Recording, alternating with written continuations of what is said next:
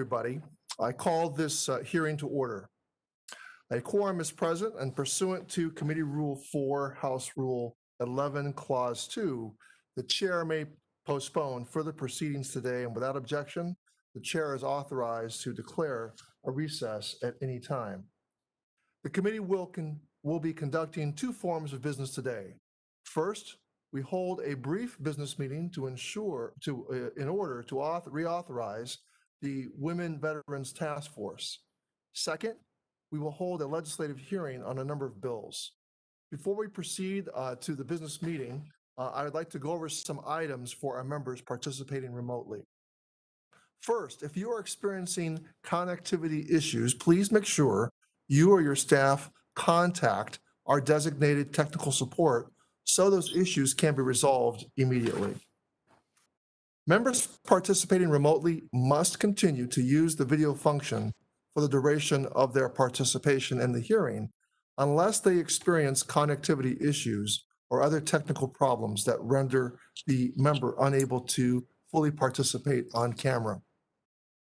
It is committee policy that members participating remotely will remain muted when not recognized, just like turning your microphone on and off during an in-person hearing.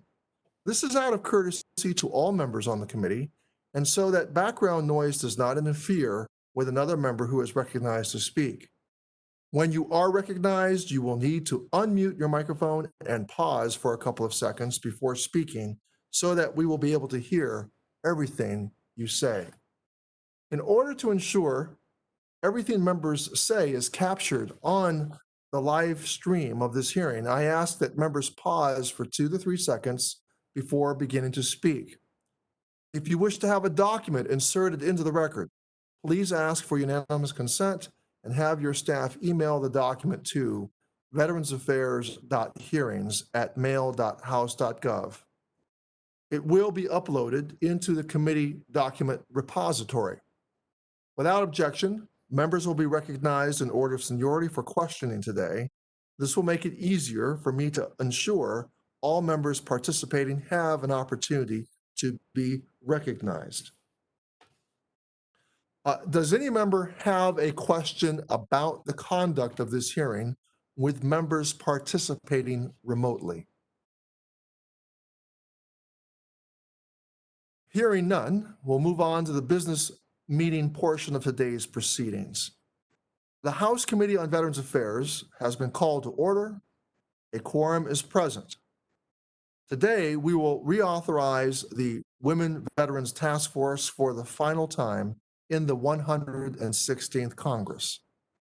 Since we launched the Women's Veterans Task Force under Chairwoman Brownlee's leadership at the beginning of the Congress, the bipartisan task force has uniquely focused on meeting the needs of 2 million women who have served our nation in uniform. Women veterans represent the most diverse and fastest growing cohort of veterans. The task force traveled the nation to speak with women veterans and those who support them and held frequent hearings and roundtables in Washington, D.C., and also virtually. 85 members of Congress, both Democrats and Republicans, participated in the work of the task force. In addition to the work of this committee, members introduced legislation in their committees of jurisdiction, such as the Appropriations and Armed Services Committees, and held roundtables with women veterans in their districts. When this task force started, the joint DoD-VA Women's Health Transition Training Program was only a pilot phase. Thanks to the work and the attention of the task force, including the work of Representatives Cisneros and Houlihan, that program is now permanent. Another achievement, last year, the House passed Ms. Brownlee's bill, the Deborah Sampson Act, the most comprehensive women veterans bill in more than a decade. Thank you, Ms. Brownlee, for your leadership of the task force, and I know your tireless efforts on this issue are far from over.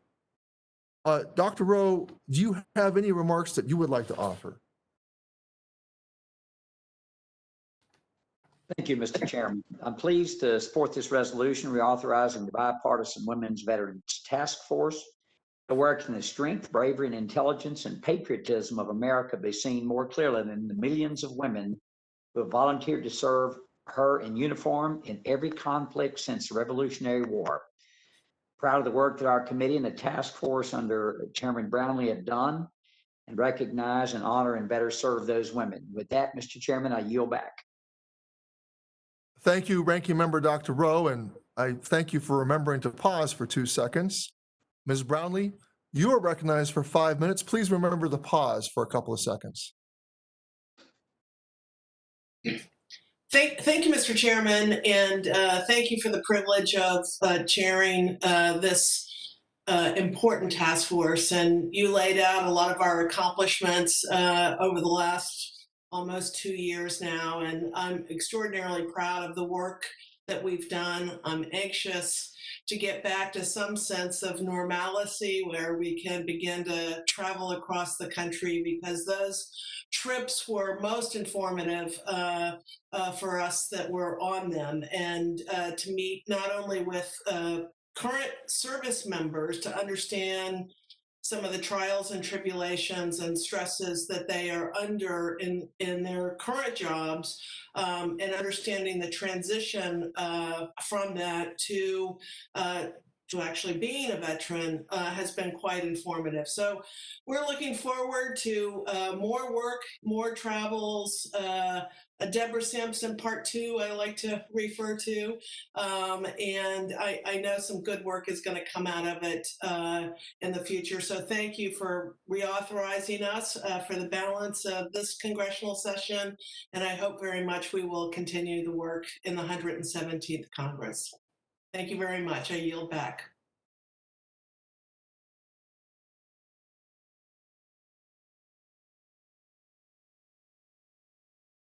The process and support of the task force. I might note that I'm very proud that this committee took action also on the revision of the VA motto.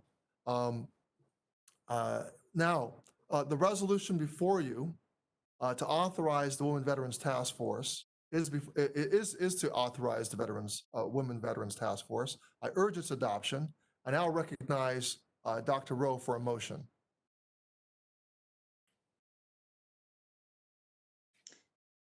Thank you, Mr. Chairman. I move that we adopt the resolution authorizing the Women's Veterans Task Force. Thank you, Dr. Rowe. All those in favor say aye. Aye. Aye. Aye. Aye. I guess people are turning on their microphones. Aye. Those opposed say no. Aye. Aye.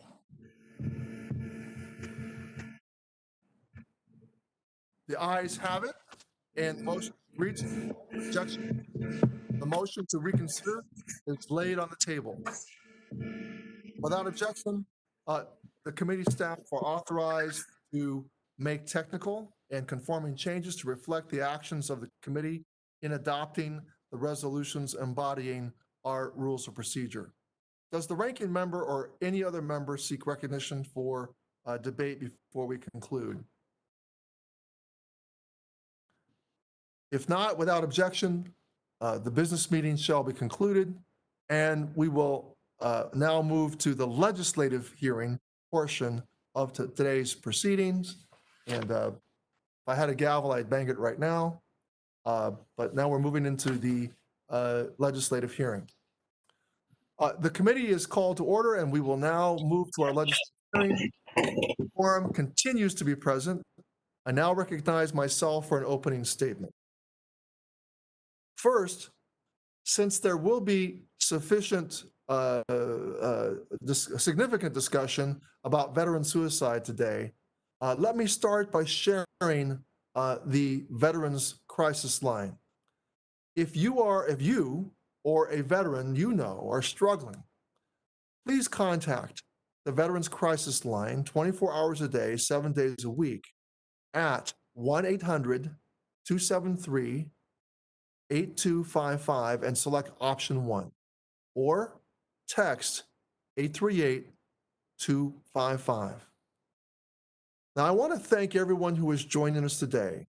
Dr. Rowe and I have made suicide prevention our top priority, and today, 25 of the 31 bills we will discuss are related to improving access to mental health care and reducing suicide in the veteran population. This isn't easy work. The issues surrounding mental health care are broad and complex. And let me address some remarks made by our Senate counterparts at their hearing yesterday. Now, this committee has been trying to work with the Senate for 6 months on comprehensive veteran suicide prevention legislation. And after promising staff-level conversations, we're pleased to hear they're committed to moving forward with meaningful improvements to help reduce veteran suicide and help prevent veterans from falling into crisis. I look forward to speaking with Chairman Moran directly, since we haven't had that opportunity yet, and discuss further his commitment to pass the House's bipartisan additions to S 785. As we will hear today, there are much needed improvements to strengthen S 785 and fully meet the needs of our veterans. They deserve the best we can offer, and I look forward to working with the Senate on passing comprehensive provisions included in the House companion. And that is why I strongly feel that discussing every possible solution is key to finally making a significant impact in reducing suicide and improving the overall mental health of our veterans community. I'm extremely disappointed in VA for opting not to participate this morning. Equally as disappointing is the fact that Secretary Wilkie prefers the use of social media platforms, opinion pieces, and press releases to lobby for legislative priorities, but neither he or his acting deputy secretary, his VHA executive in charge, his principal deputy undersecretary for health, his executive director of mental health and suicide prevention, his director of suicide prevention, or his deputy director of suicide prevention could not find the time to testify today. Secretary Wilkie and I both agree addressing veteran suicide is our top priority, and yet only one of us is here today. Leadership is more than doing what is convenient or making a comfort-based decision. As former VA Secretary Bob McDonnell wrote, encouraging the passage of a, quote, truly comprehensive and bipartisan suicide prevention package, end quote, yesterday, leadership is making a choice between, quote, the harder right, instead of the easier wrong, end quote. It would have been easier for this committee to simply pass S 785 as it was sent over to us by the Senate. However, I prefer to take the harder, more substantive approach. The members and staff of this committee have spent this entire Congress working on this approach. And after 6 months of working with VSOs, mental health experts, and key stakeholders, we have 25 truly comprehensive veteran suicide prevention bills that will make a meaningful difference for veterans in crisis and prevent veterans from going into crisis. The vast majority of these initiatives have bipartisan support, and many were co-sponsored by our own minority members. In addition, these bills have the support of more than 24 VSOs, stakeholders, and mental health professionals, and represent the culmination of hundreds of hours of staff-level engagement and coordination. Now, this hearing is about vetting those policy ideas and bringing them together into a comprehensive package. We need to do more than authorize more reports or studies. Never before has this committee advanced monumental veterans policy without first fully understanding what impact legislative efforts could have on veterans' lives and what the cost will be to American taxpayers. On the agenda today are bills that fill the gaps that previous pieces of legislation don't address. To truly succeed at reducing risk factors associated with suicide, we must refine our focus on those risk factors that affect subpopulations. It would be wrong to congratulate ourselves on passing a suicide prevention bill without including specific provisions that address the particular needs of women veterans, the astronomically high rates of suicide among Native American veterans, and the need for acute crisis care when veterans are at imminent risk of self-harm. We should not pass veteran suicide legislation without ensuring that community providers are competent to see our veterans. We should not pass veteran suicide legislation without expanding the VA's own lethal means safety training developed by the VA, the National Shooting Sports Foundation, and the American Foundation for Suicide Prevention. The White House Prevents Task Force urgently recommended both community provider training and lethal means safety training be implemented and expanded, and we agree.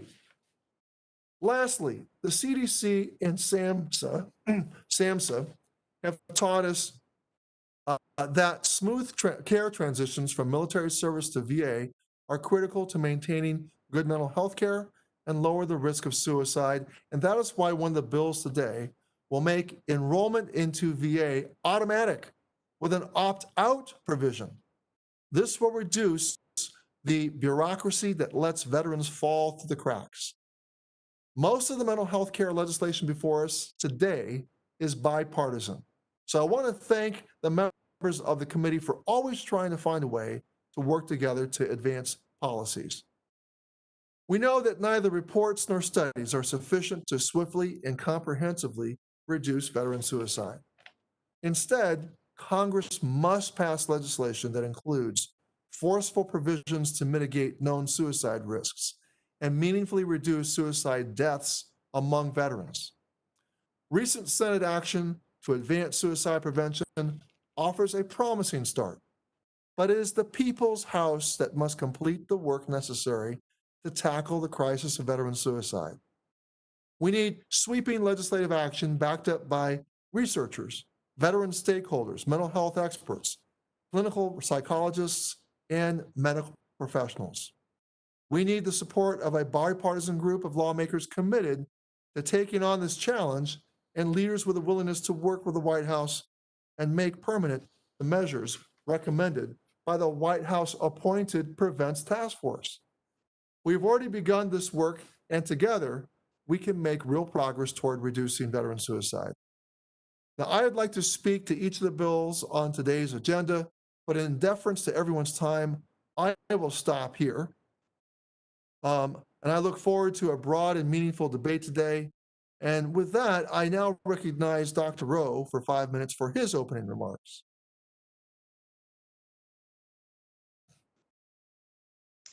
Thank you, Mr. Chairman.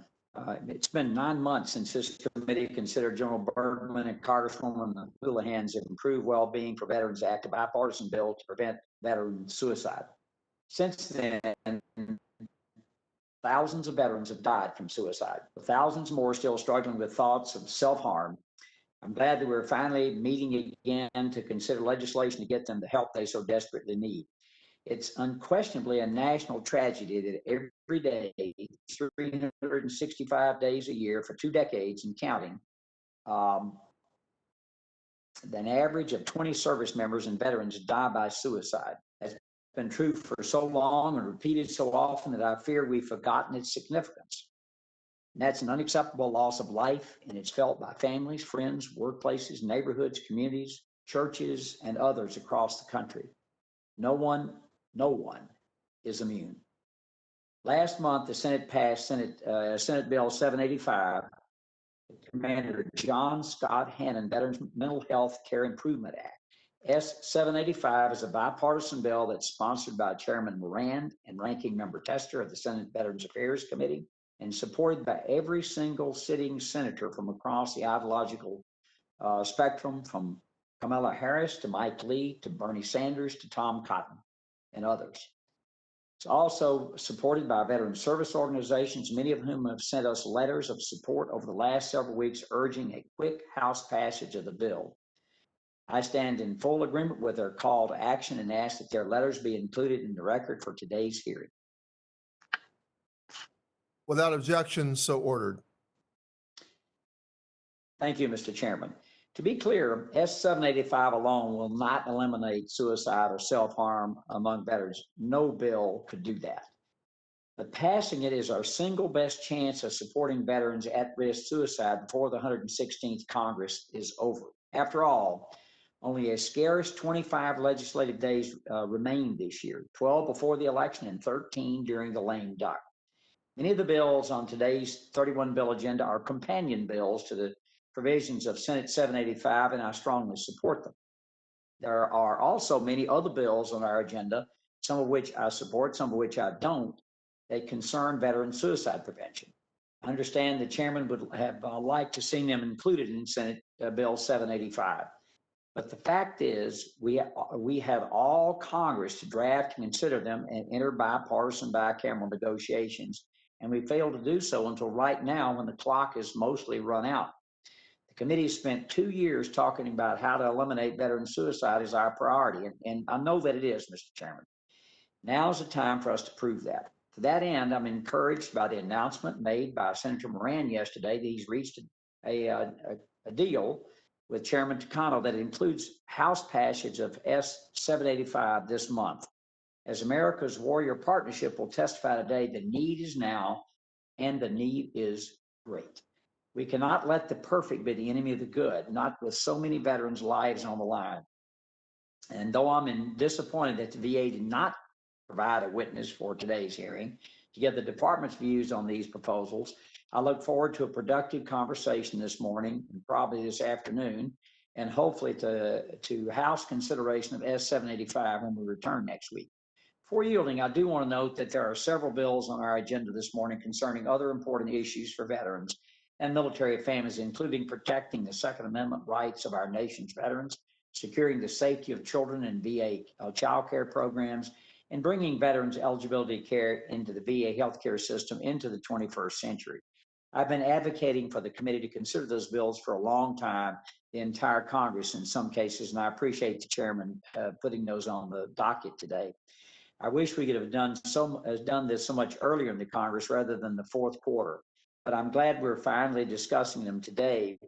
And Mr. Chairman, this is the lengthiest agenda that I have seen in my 12 years on the committee with 31 bills.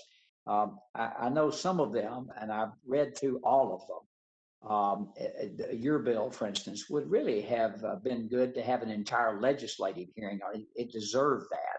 And I'm afraid with so many bills on the agenda today, we're not going to give them the detail that they need. And perhaps maybe next month or the month following, we can do just that. With that, Mr. Chairman, thank you, and I yield back. Thank you, Ranking Member Dr. Rowe. Today, we have a total of 31 bills to be discussed. Committee members will be recognized in order of the bills posted. Members will have 5 minutes to discuss their bills. Non-committee members will have submitted their statements for the record outlining their bills. Committee members will be recognized in the order of bills listed before us. Congresswoman Lee, you are recognized for 5 minutes to discuss your 2 bills. Please remember to pause for a couple of seconds before beginning your statement. Thank you. Thank you, Mr. Chairman. Thank you, Ranking Member Rowe. And I appreciate you including 2 of my bills, HR 7541 and HR 7879.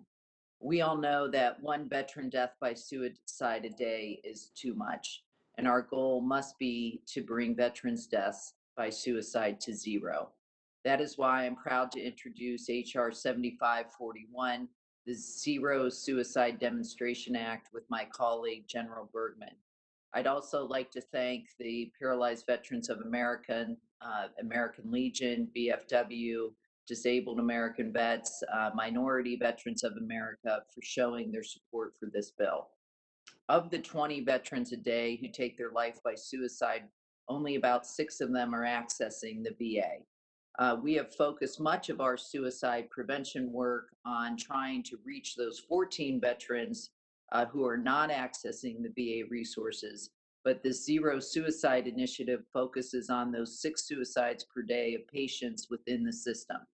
It builds on the VA's suicide prevention efforts by implementing a more comprehensive systems-focused zero suicide efforts in pilot programs at 5 VA medical centers, with one serving primarily rural veterans. This initiative is based on the Henry Ford behavioral health model that pioneered and conceptualized zero suicides as a goal to develop a care pathway to assess and modify suicide risk for patients with depression. This approach starts a new culture based on the premise that no suicide is fated. I'd like to clear up a couple of misleading claims that the VA stated regarding this bill. First of all, this bill does not implement a suicide prevention program education curriculum of one specified nonprofit organization. It is rather based off of a proven medical approach that has been published in many multiple medical journals.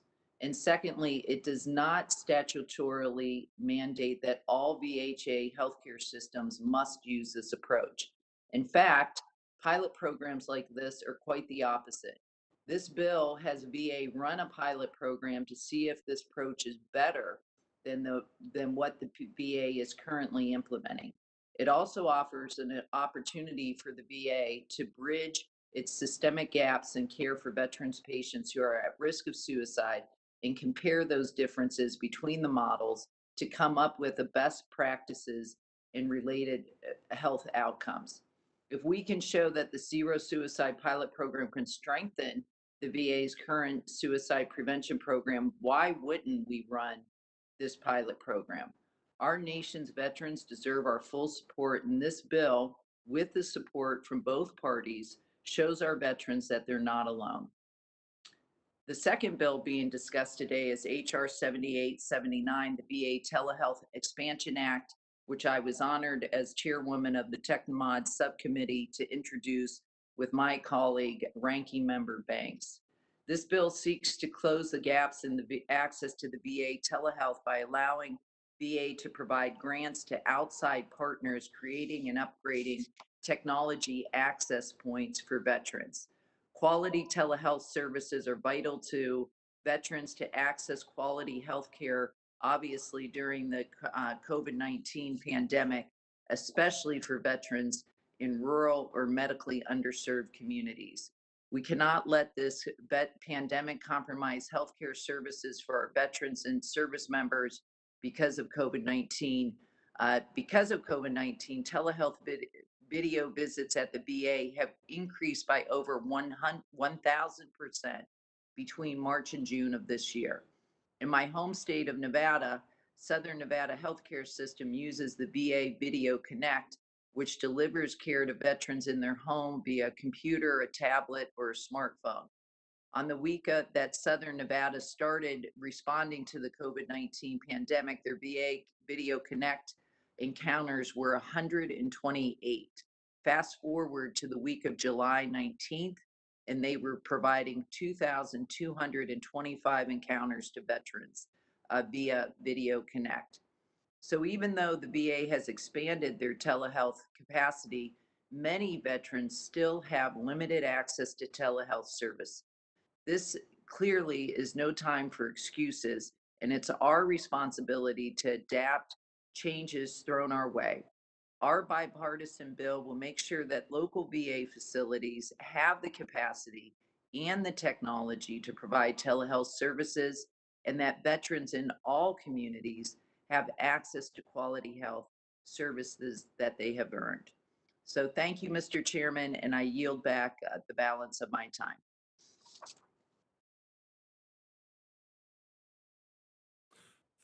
Thank you, Ms. Lee.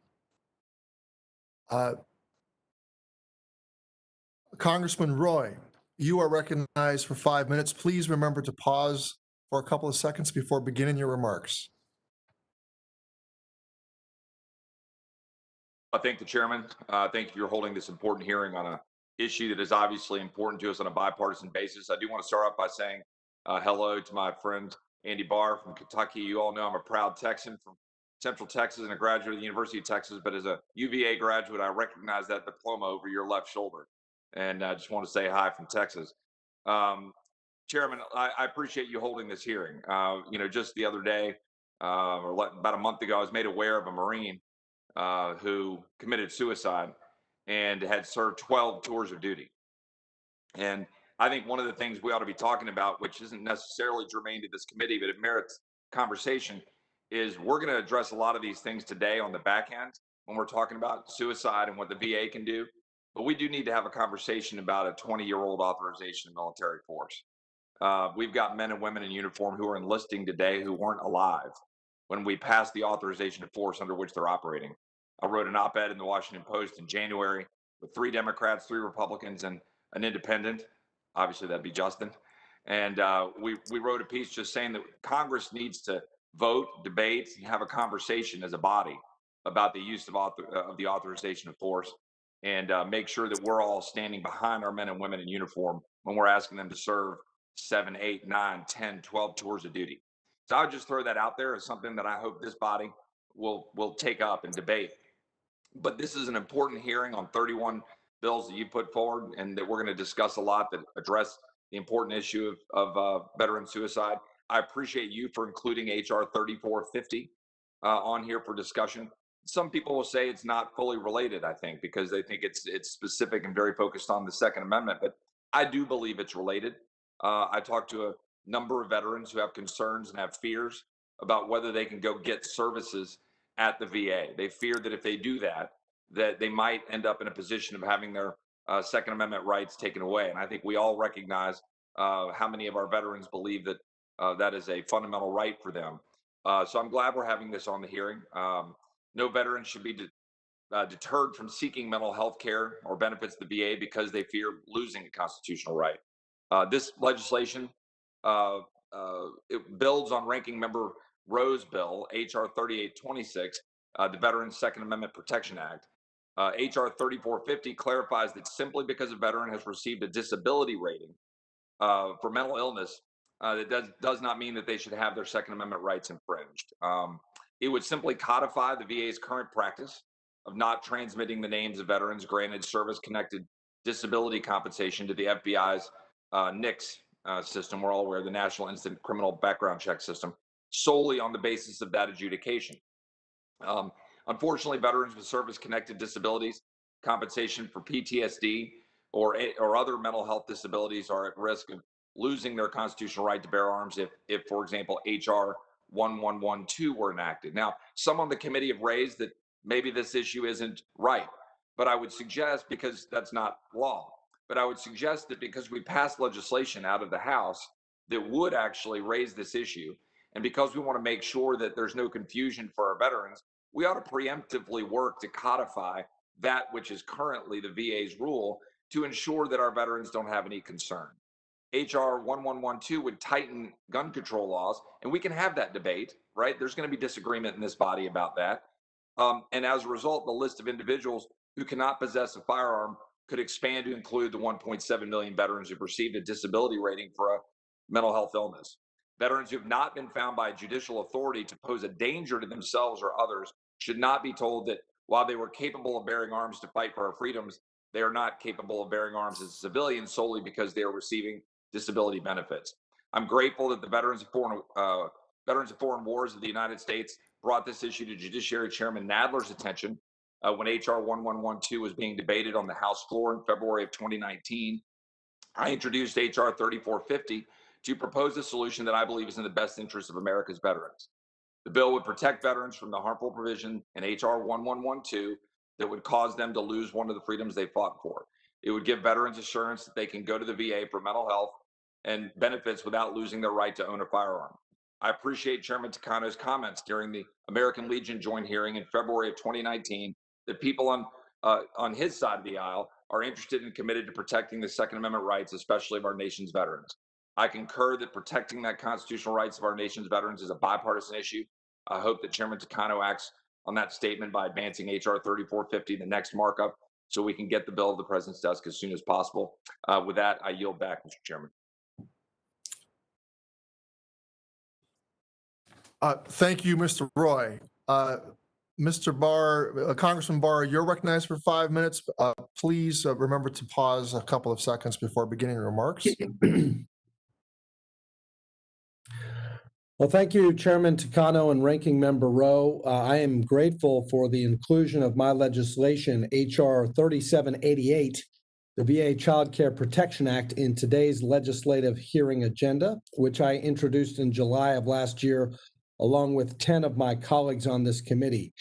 I want to thank Chairman Rowe, Chairman Takano, and Ranking Member Rowe for holding this hearing and once again highlighting and underscoring the critically important issue of veteran suicide and the need for us to come together in a bicameral, bipartisan way to reduce the tragedy of 20 service members and veterans dying by suicide every single day. September is Suicide Prevention Awareness Month, so all of these bills and everything we can do to reduce barriers to our service members and our veterans to access mental health services, healthcare services, to prevent suicide is a very worthwhile cause. I would submit one of the barriers to accessing those services, though, is childcare. And my bill would prohibit VA from, or the lack of childcare, I should say. My bill would prohibit the VA from paying a childcare provider if they employ an individual who has been charged with a sex offense, an offense involving a child victim, a violent crime, a drug felony, or another offense that the VA determines appropriate, unless the child care provider has suspended the individual from having any contact with children while on the job until the case has been resolved. The recent pandemic has certainly highlighted the critical role child care plays in our everyday lives.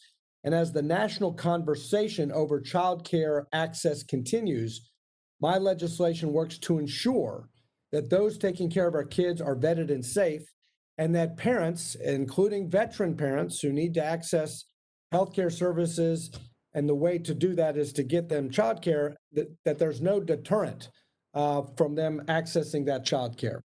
In my home state of Kentucky, I'm grateful to have the support of Prevent Child Abuse Kentucky regarding this legislation, and know that this type of legislation makes sense for taking the needed extra steps to ensure the safety of children at VA facilities. Many on this video conference and on this committee are parents, and the question is really simple. Would any of us want one of our children to be cared for by someone who has been charged with a serious crime, like a sexual assault against a minor, before they have been fully cleared? I'll repeat the question. Would any of us want one of our children to be cared for by someone who has been charged with a crime against children before they have been fully cleared of that charge? Of course we wouldn't. And we wouldn't want that for our veterans' children either. In February last year, the House passed H.R. 840, the Veterans Access to Child Care Act. And I compliment my colleague, Ms. Brownlee, for her role in that legislation and others on this committee. When it was considered on the floor, it included a provision that would prohibit a child care center, agency, or provider from caring for the children of our nation's veterans if they employ an individual who has been convicted of a sex crime, a violent crime, a drug felony, or another offense VA considers appropriate. However, it failed to address the situation, the real situation, where a person has been charged with one of those serious offenses but has not yet had his or her day in court, a day we know could take many years to come about. When this issue came to my attention, I offered a motion to recommit to address it and was glad to have the support of several members of this committee, including some from the other side of the aisle.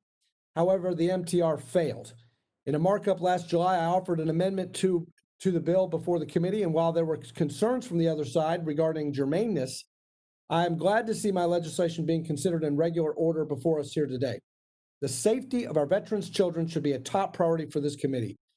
I would like to make clear that this legislation does not presuppose the guilt for anyone who is charged with any of these crimes.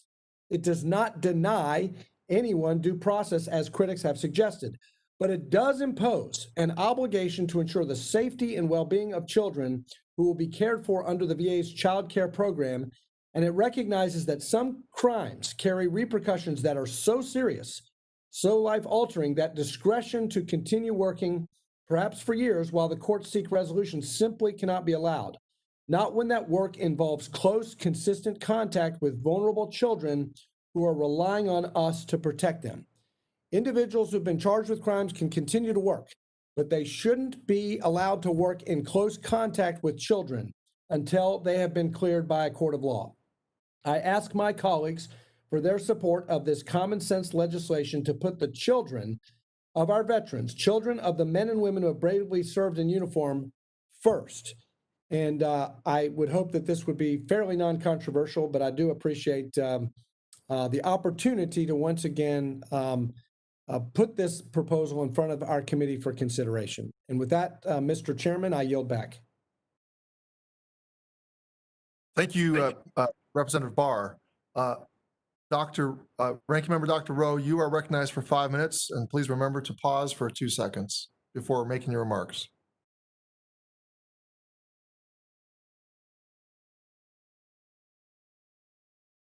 Thank you, Mr. Chairman. And before we go on, I want to, for all the California members of the delegation, Ms. Brownlee and you and Mike and others, know that we are holding your state up in prayer because of the terrible wildfires that you're undergoing right now in California. It's just awful. And I can't imagine what you're going through. And I did want to express that to you all. I'm proud to sponsor 2 of the 31 bills on today's agenda. While it's next to impossible to concisely summarize an agenda as long as this one, if I could identify a primary focus for today's hearing, it would be improving access to care, benefits, and services that veterans have earned. Both of my bills directly address that issue, one by removing a critical barrier to care, and the other by creating a pathway to a VA healthcare system that is tailored to the current and future generations of veterans. I've traveled extensively to meet with veterans and visit VA facilities as chairman and ranking member of the committee, literally from Long Island to Los Angeles and all points in between. And during that travel, veterans across the country have repeatedly told me that they avoid seeking out the care and benefits that they've earned from the VA because they fear doing so result in the loss of their Second Amendment right to own a firearm. One of the factors underlying that fear is the serious consequences that result from VA decisions to appoint a fiduciary. In short, when VA appoints a fiduciary to help a veteran or a beneficiary manage their benefits, VA sends the name of that veteran or beneficiary to the FBI's National Instant Criminal Background Check System, or NICSIS list. And just like that, they're no longer legally allowed to possess a firearm. I would hope that we all agree that infringing on a law-abiding citizen's constitutionally protected rights should never occur unless a very high bar has been met.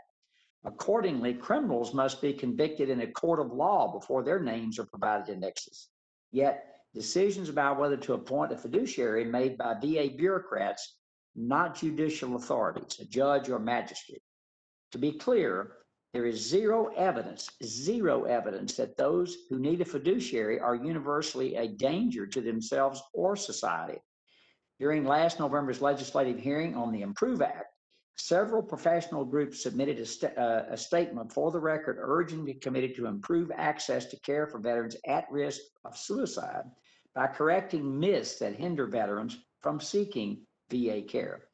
In that statement, those VA providers wrote that, quote, veteran suicide would be significantly reduced by correcting the false belief among many veterans that, quotes, the VA wants to take away our guns, end quotes. If that misperception were replaced with an accurate message, more at-risk veterans would seek out mental health care, end quote.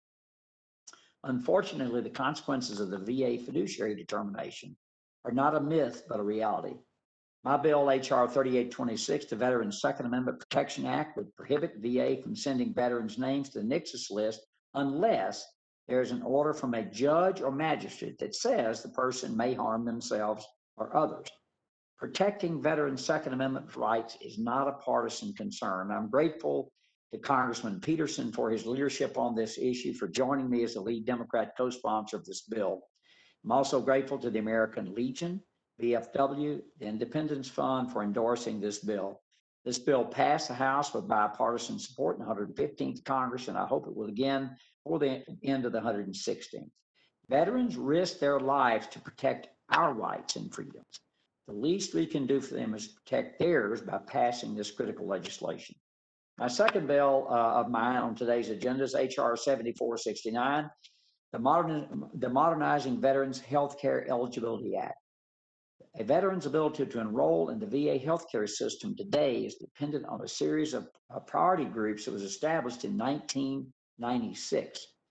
Think about what the world, the military, the VA healthcare system looked like in 1996. Now think about what those things look like today. The difference is almost night and day. We owe it to veterans to ensure that the VA healthcare system that greets them when they hang up their uniforms is one that is tailored to meet their needs, not those of their parents and grandparents. From better serving veterans who are at risk for suicide to better serving veterans who experience toxic exposures, many of the most important issues in this committee's jurisdiction come down to questions about who is eligible for care within the VA healthcare system and under what circumstances. So do many of the bills on today's agenda. We can and have answered the question by expanding access in small bites, for example, to veterans who served in combat or veterans who were discharged from military service under other than honorable conditions. By establishing a bipartisan panel of veterans and healthcare industry experts to recommend how veterans' eligibility to enroll in the VA healthcare system could be updated to make sure that all veterans receive the care they've earned, my bill would replace the current piecemeal approach to updating eligibility care with a smarter, comprehensive one instead. Some have expressed fears that this bill is intended to further some supposed partisan interest in privatizing VA. That's nonsense. Some have questioned why a commission is needed since, after all, isn't it Congress's job? Congress most certainly serves a vital and irreplaceable role, and recommendations coming out of this commission are not meant to be taken as gospel, not first being seriously considered and debated by this committee and others. But just look at the quagmire we're currently in over, of all things, a bipartisan, bicameral, widely supported bill that to prevent veteran suicide. Using an objective, bipartisan expert group of commissioners, many of whom would be veterans, 6 to be exact, at least, to access eligibility insulates vitally important but politically sensitive issues from partisan potshots that all too often characterize Congress and ensures the veterans' voices, not politics, are driving decisions. This bill is based on a recommendation by the Bipartisan Commission on Care, which was established under President Obama as a part of the Choice Act. I certainly want to thank Chairman Takano for placing on today's agenda, and I look forward to discussing it. And just before I leave, I think that my screen has gone blank. I have no idea why. It's why I certainly, Mr. Chairman, understand the frustration in the technology. It doesn't always work as it's not today. But we use the Commission on Care to help develop the Choice Act. The Mission Act, and I think certainly, look, I'll take myself as an example. Right now, I served near the demilitarized zone in Korea, went into what was then near the DMZ, which was considered combat pay at the time. But I'm ineligible for VA care. So because of a category that I'm in, I think it's time that we relook the whole process and said, look, let's relook at this. Maybe Roe does need to be included. Maybe he does not because of his economic situation. But certainly, I think it needs to be overhauled, just exactly what we did with the Mission Act. So I would encourage you to support that, Mr. Chairman. Thank you very much for including this on today's agenda, and I yield back. I appreciate your comments, Dr. Rowe. Congressman Dunn, you're recognized for 5 minutes. Remember to pause for a couple of seconds before beginning. Thank you. Thank you, Chairman Takano. I appreciate the opportunity today to discuss an array of bipartisan bills focused on improving the health of our veterans, including my bill, the Veterans Prostate Cancer Research and Treatment Act. September has always been recognized as National Suicide Prevention Month. However, it is also recognized as National Prostate Health Month. Thus, our timing for these 2 bills could not be more propitious. I would like to request that 3 letters of support for H.R. 6092 are entered into the record. Without objection, so ordered. Without objection, so ordered. Thank you. Prostate cancer is the #1 cancer diagnosed in the Veterans Health System. Nearly 500,000 veterans are currently being treated for prostate cancer. Veterans are twice as likely to be diagnosed with prostate cancer as civilians, and prostate cancer is considered a presumptive condition related to Agent Orange exposure following extensive epidemiologic studies on Vietnam veterans. Unfortunately, the clinical discovery rate and comparative effective treatments utilizing proven existing therapies for prostate cancer is not where it should be in the VA. It lags behind many other cancers, despite major improvements in available treatments in recent years. We believe that the lack of awareness and confusion regarding the medical literature are major reasons for this.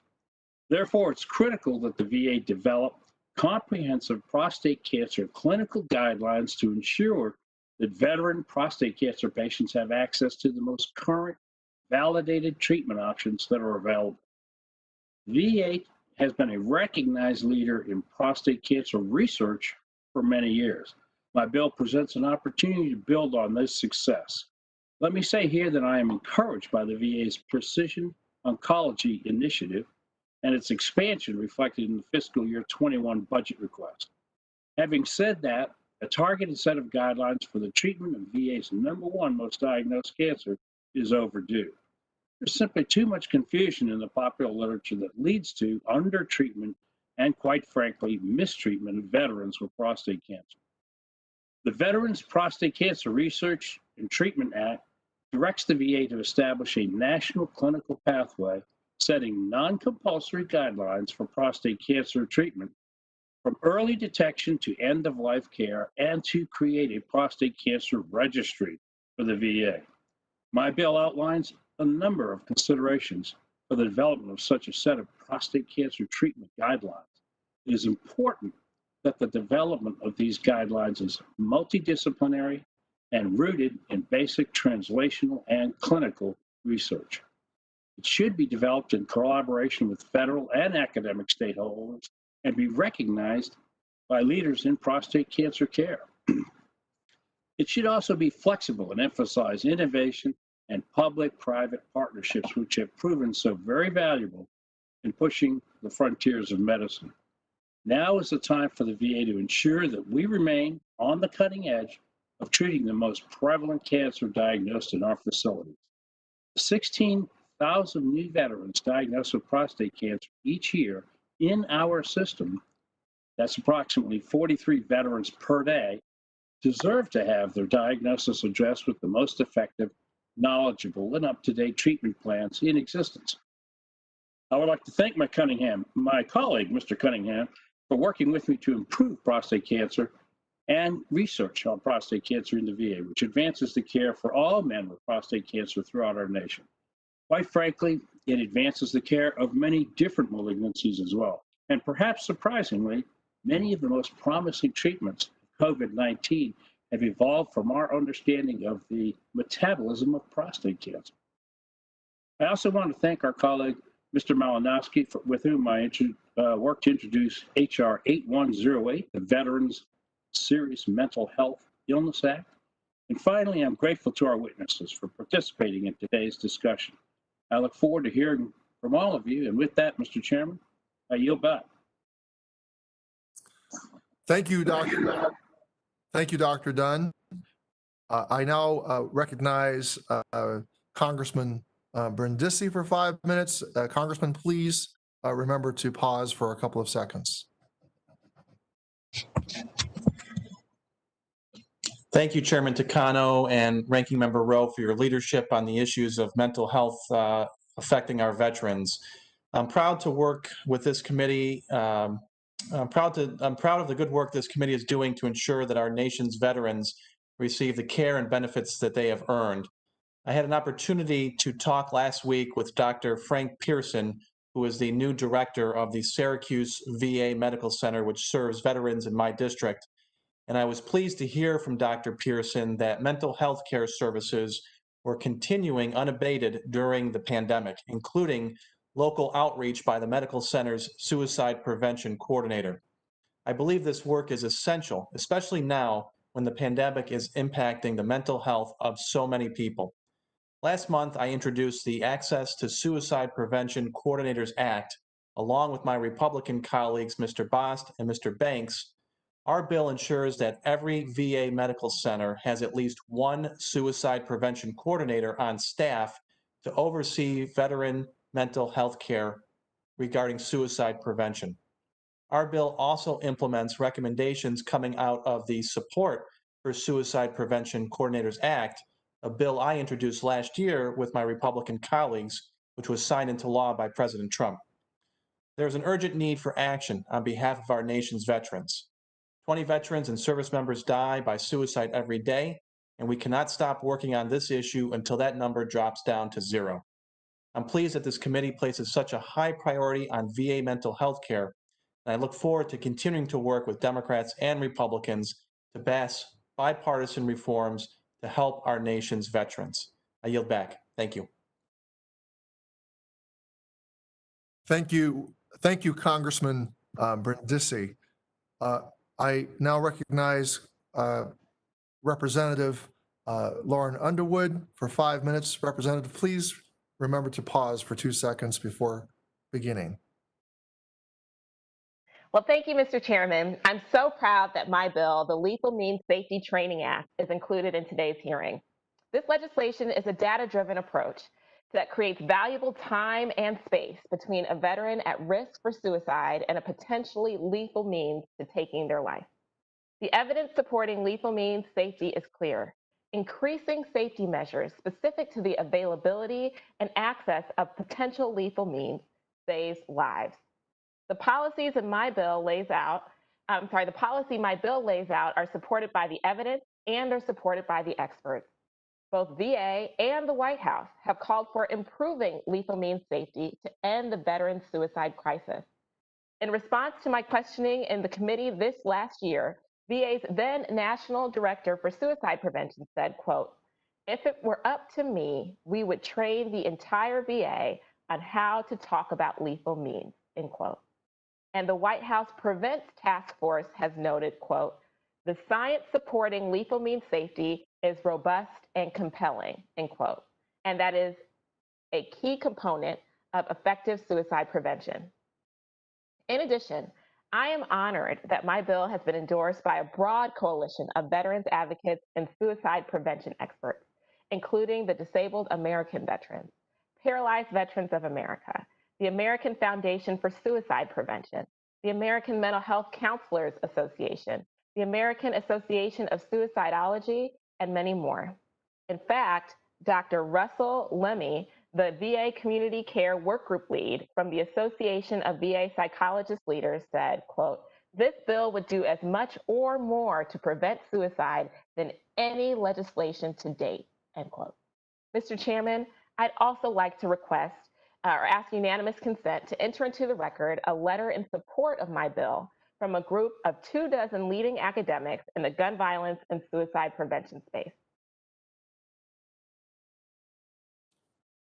Mr. Chairman. I was just pausing. Oh, sorry. Without objection, so ordered. Thank you. My bill directs VA to expand its evidence-based lethal means safety training annually to all employees who interact with veterans within VHA and VBA. This includes vocational rehab facilities, compensation and pension examiners, community care network providers, and caregivers. My bill also includes strong compliance and reporting requirements and ensures that this training and the resources are publicly available for broader use. VA developed its current training in partnership with mental health experts, suicide prevention organizations, and firearm safety organizations, but only a limited number of providers currently receive this valuable training. Death by suicide is often the result of an impulsive decision with a short time between deciding and acting. For a veteran in crisis, equipping them with tools to limit their access to lethal means during a critical period can make all the difference.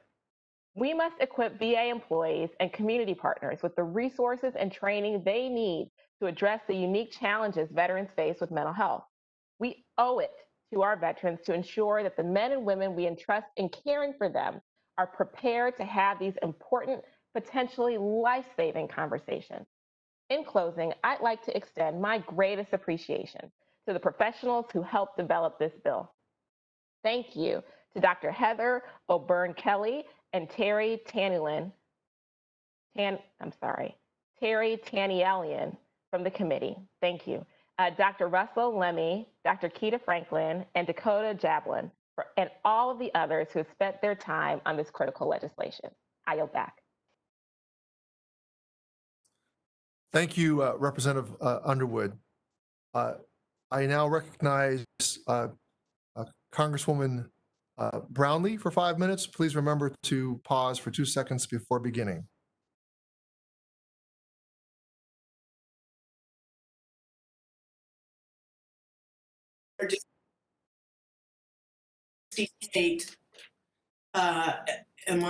Can you hear me? Yes, we can, Ms. Brownlee. Thank you. I'm proud to have introduced HR 8068, the American Indian and Alaska Native Veterans Mental Health Act, which a majority of today's panel has already endorsed. I'm grateful to their support and continued advocacy on this critical issue.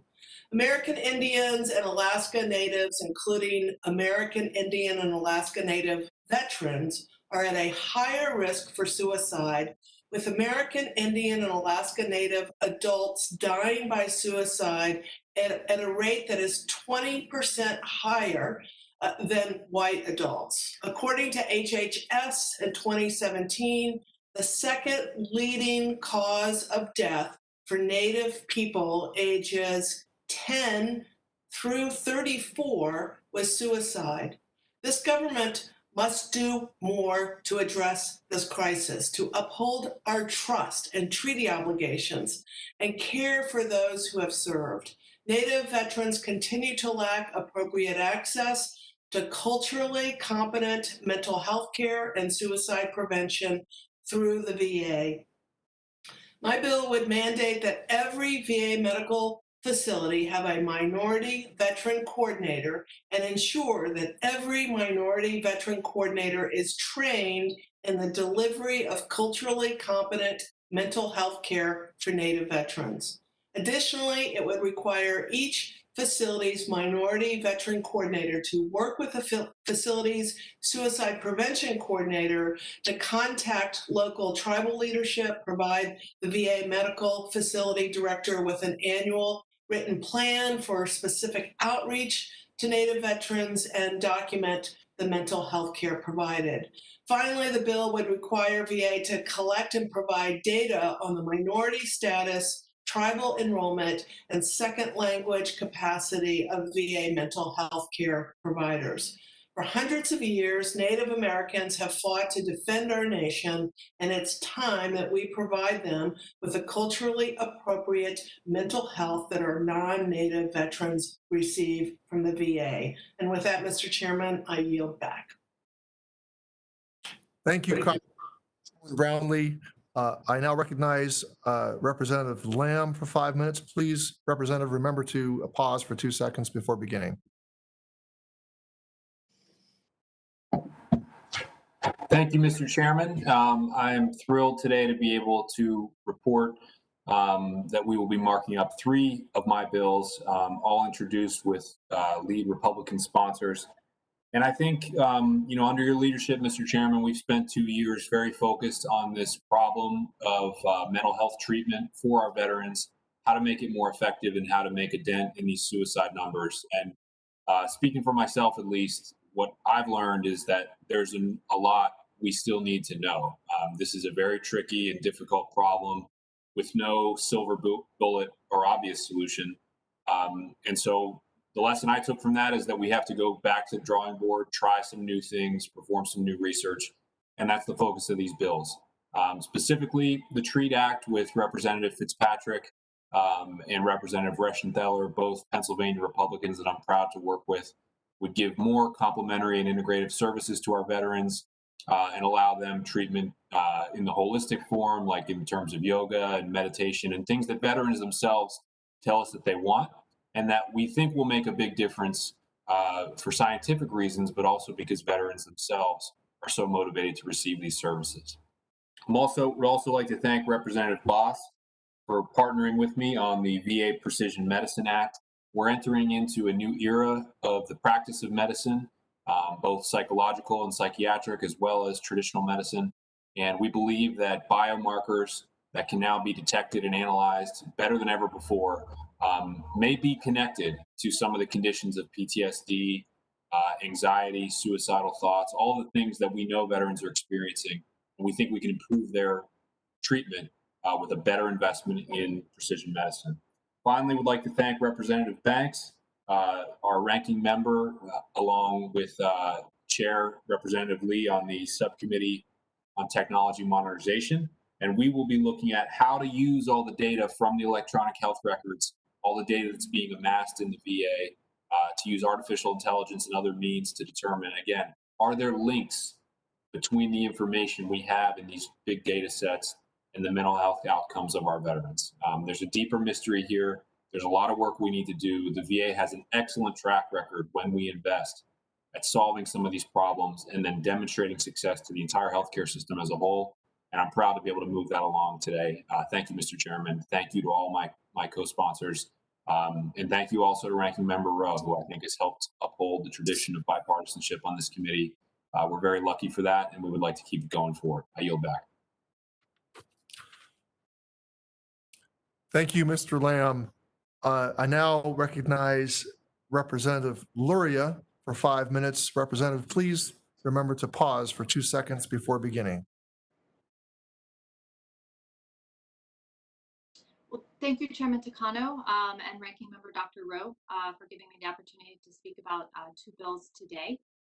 One is HR 8172, which is the VA Research Technology Act. I'm proud to say this is a bipartisan bill that I introduced with Representative Jim Banks from Indiana.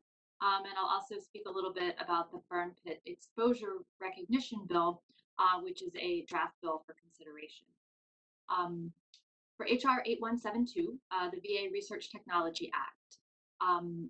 We've talked about veteran suicide, and that's an important topic of this hearing. And I hope that this bill will be considered for markup amongst several other bills that my colleagues have introduced, because every day, 20 veterans die by suicide, and that 20 is too many. I'm honored to be part of the work that this committee is doing to prevent suicide amongst veterans, and I'm pleased that we're discussing this bill, which seeks to improve the VA's ability to conduct pivotal clinical trials to reduce and prevent veteran suicide. My bill would establish an Office of Research Reviews within the VA to perform centralized security reviews of research in order to ensure accountability and protect participating veterans. Here in coastal Virginia, I have the privilege of serving and representing over 92,000 veterans, and it is one of my top priorities in Congress to ensure that our veterans have the support they need during challenging times. This bill would help us find new solutions to prevent veteran suicides and help veterans who are experiencing crisis. I look forward to bringing this bill to the committee for a vote. The second bill that I would like to discuss today is the Burn Pits Exposure Recognition Bill, which is in draft form. Those who have served our country have contended with much more than enemy combatants.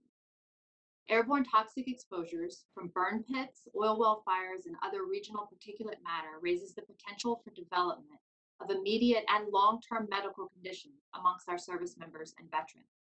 My bill, the Veterans Burn Pits Exposure Recognition Act, would remove barriers hindering the needs of our nation's veterans. My bill would concede exposure to certain toxins, chemicals, and airborne hazards for veterans who have served in the Southwest Asia Theater since 1990.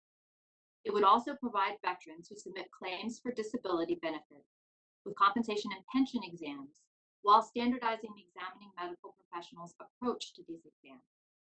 We must not allow the veterans who served in Southwest Asia to face the same hardships of the veterans of past battles who were exposed to toxins but waited decades for research findings to impact laws that compensate them for their sacrifice to our country. This bill will consider the evidence we have today and improve the disability claims process. Thank you, Chairman Takano, for allowing me to discuss this bill and for considering this bill in the hearing today. Thank you, Representative Luria. I now recognize myself for 5 minutes to discuss the remaining 3 draft discussion bills. But before I discuss these provisions, I want to underscore the personal commitment to reducing veteran suicide that is present on this committee and my staff. Nearly half of my staff are veterans or currently serving members of the military. Our lead staffers, who have been working tirelessly on mental health, are not only scientists, but also come from large military families that have personally experienced veteran suicide of their loved ones. I too have personally felt this tragedy strike close to home, and that's why we are determined to pass truly comprehensive suicide prevention legislation. As you have just heard from many of our members, and as you will hear from most of our witnesses, there are a number of studies, reports, and data analysis components in the Senate bill on which we agree. But we cannot waste the most important opportunity this Congress has to advance veteran suicide prevention legislation without adding provisions that will more swiftly and comprehensively reduce the actual suicide death rate. Experts, including those whom the White House itself convened for the Prevents Task Force, agree on the most critical of these additions. We know our Native veterans have an incredibly high suicide rate and ongoing problems with access to care at VA, and we add a provision to address this gap. Study after study tells us that the community providers, while many are outstanding, are not as a group as well prepared as VA's own staff to provide culturally competent, effective mental health treatments to our veterans. And we add a provision to address this gap. We know that VA has piloted its own very successful lethal means safety training in partnership with the National Shooting Sports Foundation and American Foundation to Prevent Suicide. And that training, VA staff and contractors,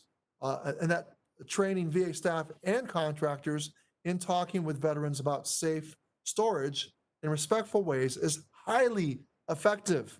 Research tells us that safely storing firearms in the home is one of the few actions that actually reduces the death rate. So we add a provision to expand the number of staff and contractors who get this training, and we address this gap as well. We know also from decades of research that making sure people have networks of coordinated care surrounding them is vital to their health and well-being.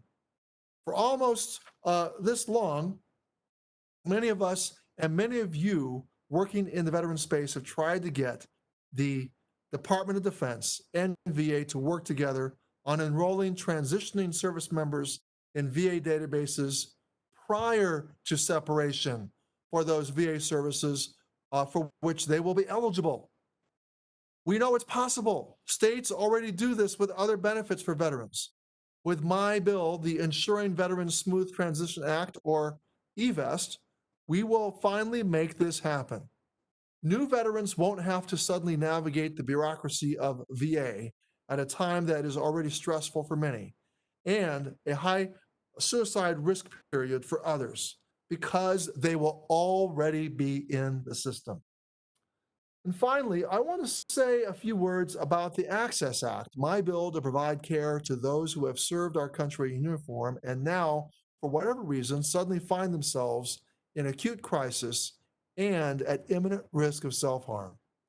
Now, as a committee, we approach suicide prevention legislation within the CDC's public health framework, emphasizing upstream prevention, targeted interventions for those veterans at higher risk, and emergency care for those in suicidal crisis. With the Access Act, we are removing barriers to getting emergency stabilization care by saying that anyone who served can get this without ever worrying about getting a bill for that care. Every new addition we make to the Senate bill has been carefully designed to fill a gap in this public health approach to veteran suicide prevention, to reach more veterans upstream, to get targeted help with veterans already at higher risk for mental health challenges and suicide, and to save the lives of veterans in acute distress. We do this by improving the systems of care, by better recruiting and retraining our workforce, and by getting veterans themselves what they need in every aspect of their lives to thrive. Now, I look forward to working with our Senate counterparts to ensure we not only consider but pass these comprehensive additions included in the House companion and deliver for our veterans in crisis. We can't waste our chance to do it right. And I yield back my time. Now, we will now hear from our witnesses appearing before this committee. And we have with us Ms. Lindsay Church, Executive Director of the Minority Veterans of America, MVA. We have Ms. Maureen Elias, Government Relations, Paralyzed Veterans of America, PVA. Ms. Joy Elam, National Legislative Director of the Disabled American Veterans, or the DAV. Mr. Patrick Murray, Director, National Legislative Service of the Veterans of Foreign Wars, or VFW. Dr. Russell Lemley, Veterans Healthcare Policy Institute, or VHPI, and Lieutenant Colonel Jim Lorraine, President and CEO of America's Warriors Partnership. I want to advise all of the witnesses that your written statements in full will be included in the hearing record. I remind you to please pause for 2 to 3 seconds before speaking so that the recording will capture all of your words. And please remember to do so when answering members' questions. So without objection, Ms. Church, you are recognized for 5 minutes. Please remember to pause for a couple of seconds before beginning. Good morning, Chairman Takano, Ranking Member Rowe, and distinguished members of the committee. My name is Lindsay Church, and I am the Executive Director and co-founder of Minority Veterans of America. Our organization works to create belonging and advance equity and justice for the minority veteran community. Thank you for the opportunity to testify today as you consider legislation that will impact the mental health of our veterans for generations to come. As the Executive Director of MVA, a Navy veteran, and someone who lives with post-traumatic stress, depression, and anxiety as a result of my service, I am speaking today from both my own lived experience as well as on behalf of over 1,500 members around the country and world. Someone in your life needs to hear that they matter, that they are loved, that they have a future. Be the one to tell them. This is a final message of U.S. Army veteran Ronnie McNutt, whose suicide by firearm was broadcast on his social media just last week. As we collectively began preparing to conduct our annual Suicide Prevention Awareness Month campaigns, the internet was circulating a video so disturbing that it's left members of our community shaking, triggered, and in tears that the epidemic of veteran suicide just doesn't seem to end. As advocates and activists in this space, we have all likely contemplated what it means to show our community that they matter and what it will take to end this epidemic. If we are to address the pervasive nature of the suicide epidemic, it will require us to be bolder, braver, and more innovative with our solutions than we've ever been. On the agenda for today are background checks and the furnishing of information by the VA to the Department of Justice. At MVA, the success of our work hinges on our ability to balance competing and contrasting needs that are often intrinsically opposed to one another. In the matter of gun ownership and the veteran suicide epidemic, our work requires that we balance public and personal safety with the Second Amendment rights of our constituents. In order to do so, we are forced to reconcile the potential for the individual perception of government overreach by way of the Second Amendment infringement with the necessity of government to protect the most vulnerable among us in moments of crisis. The reality of our current world is this: 7 out of every 10 veterans who die by suicide do so by firearm. Gun owners are 4 times more likely to die by suicide. Veterans are almost twice as likely to be gun owners. And the path from suicidal ideation to action happens within less than 60 minutes the majority of the time. If we're going to curb the suicide epidemic, we must be willing to accept that the conversation about gun ownership and mental health crisis intervention in the veteran community must be had. As a veteran who lives with mental health challenges, I have battled suicidal ideations at different points in my post-military life. I can honestly say that I am grateful today for every barrier that stood in my way as I careened down a path of self-destruction and self-harm, headed for death by suicide. These barriers are the reason I am alive today to speak to you. For these reasons, MVA does not support HR 3450 nor 3826. Additionally, for consideration today is HR 7784, the VA Police Improvement and Accountability Act. While we appreciate the efforts to increase police accountability within the VA and recognize the deep need for police reform in the VA and our country, this legislation will only further resource the VA police departments by funding body cameras and equipment and will not provide the desired oversight as was the intention of the bill. Further, police reform legislation that is not foundationally rooted in deconstructing systemic racism and violence against people of color does not truly address the greatest issues plaguing our nation's police forces.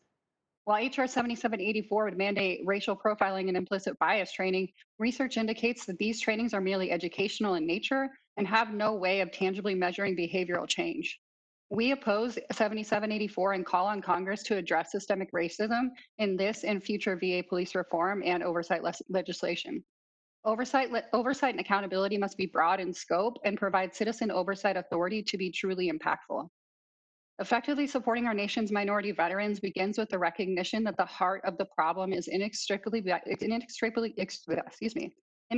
bound to social and structural forces, and that it will require social and structural change if we are to equitably serve all veterans.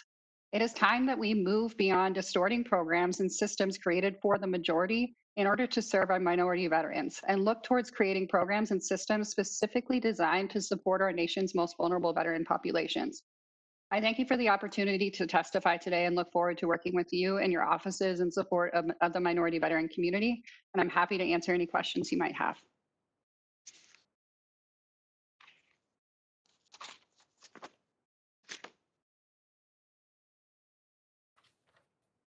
Thank you for your testimony. I now, sure, I'm got the right thing here.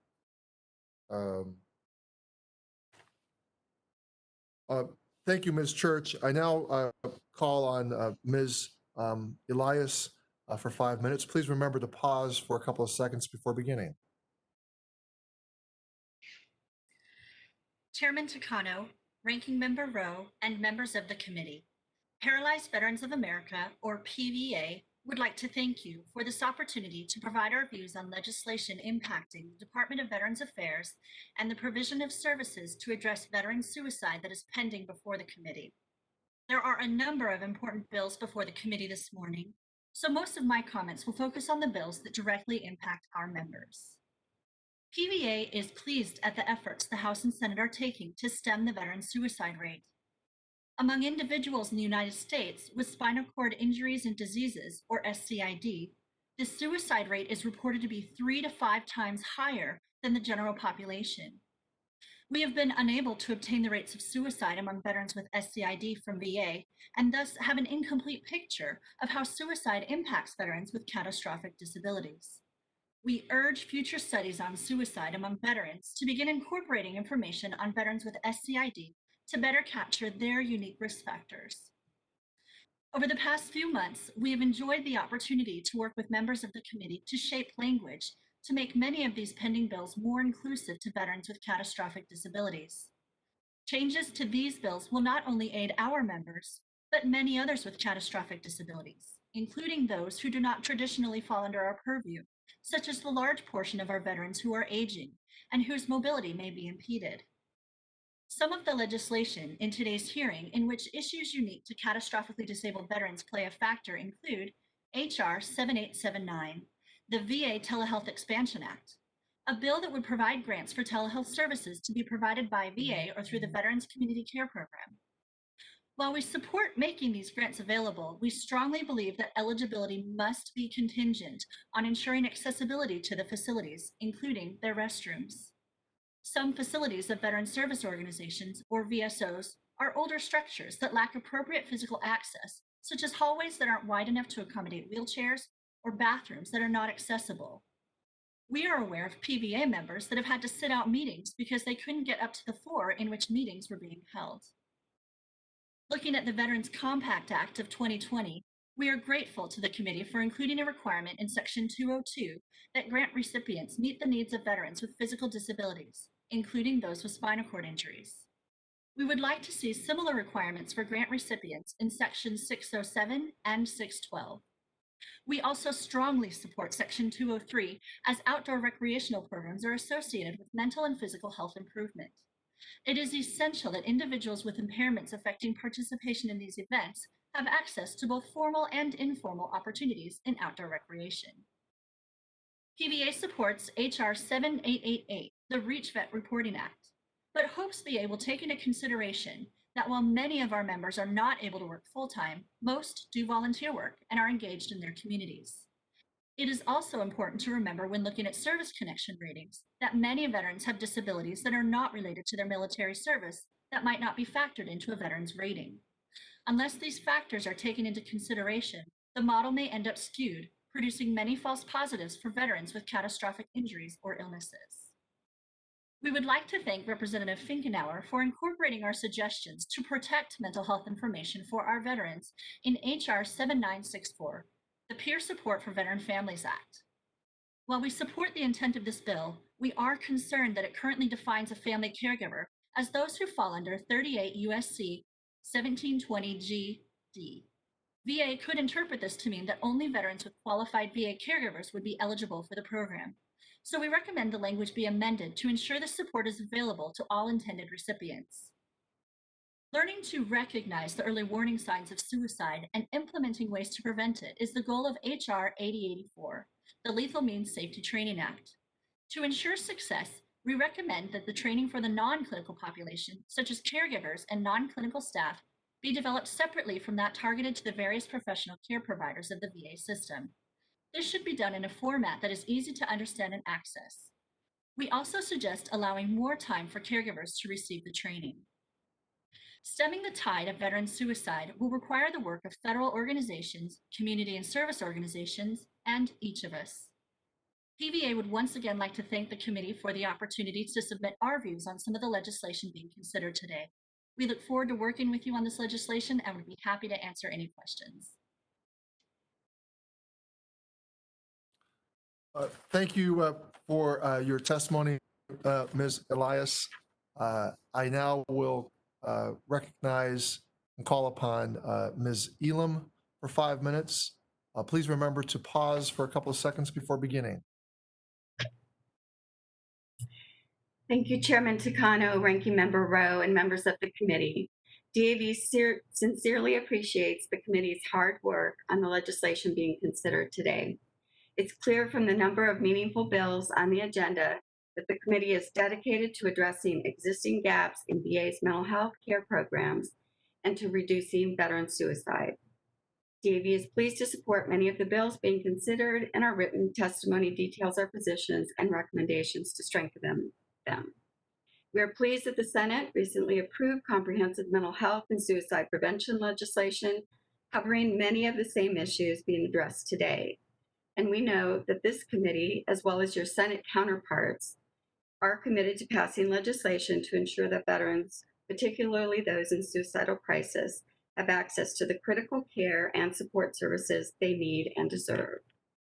Now is the time for all of us to work together so a consensus can be reached quickly on the best of all the ideas put forth and move legislation forward and onto the President's desk as soon as possible. DAV stands ready to work with the committees to achieve this goal. In my remarks today, I want to highlight a few of the bills DAV considers the most important, beginning with the draft Compact Act. We're pleased to support many of the provisions in the bill, including requirements for training staff in lethal means safety counseling, improving clinical practice guidelines for treating veterans with co-occurring mental health conditions, and disseminating best practices for suicide prevention services. The proposed grant programs for community providers to promote health and wellness and improve outreach to isolated veterans who are not currently connected with VA are promising and warrant attention. Other bills that enjoy DAV's strong support include H.R. 8107, the VA Emergency Department Safety Planning Act, effective screening, counseling, and mandated follow-up with veterans who present to a VA emergency department in crisis are critical steps to reducing the number of veterans' suicides. However, it is critical that veterans in mental health crisis not only get timely access to care, but also high-quality care that is provided by mental health providers who understand military culture, wartime service, and common post-deployment and readjustment issues that veterans face. For those reasons, we're pleased to support H.R. 7504, the VA Clinical Team Culture Act, legislation that requires enhanced training and standards for VA's network of community providers to ensure delivery of appropriate, effective mental health services to veteran patients. Mr. Chairman, as you know, and as you've heard, suicide by firearm is too frequent a method of self-harm among veterans. H.R. 8084 will help to address this issue, requiring VA to develop a lethal means safety training initiative to ensure VA's frontline medical staff, community providers, caregivers, and other employees are able to discuss the importance of lethal means safe storage practices with veterans during the mental health crisis. Educating veterans on safe storage of firearms is a critical component of suicide prevention for veterans and should be part of any public health strategy. The importance of addressing this issue is evident, as you've noted, with the inclusion of lethal means safety planning in the President's Prevents Suicide Prevention Initiative and in VA programming. DAV is also pleased to support H.R. 8145 to ensure a sufficient number of marriage and family therapists are available as part of VA's interdisciplinary mental health teams, and H.R. 8147 to expand integrative health services, as well as H.R. 7747, the VA Solid Start Reporting Act, and the draft ensuring veterans' smooth transition. Finally, I would like to highlight the Veterans Burns Pit Exposure Recognition Act. While DAV strongly supports the intent of this draft bill, we do have some concerns about new provisions in Section 3 on emerging diseases related to burn pits. But we look forward to working with the committee to address these issues and hopefully advancing this legislation. In closing, the tragedy of suicide has impacted far too many veterans and their families, and we all feel a sense of urgency to address this issue. The legislation being considered today, if enacted, has the ability to make a positive and meaningful impact on the lives of many veterans who are struggling and save the lives of those who are at most risk. Mr. Chairman, again, DAV appreciates the opportunity to share our views on the various pieces of legislation under consideration, and I look forward to addressing any questions from you or members of the committee. Thank you.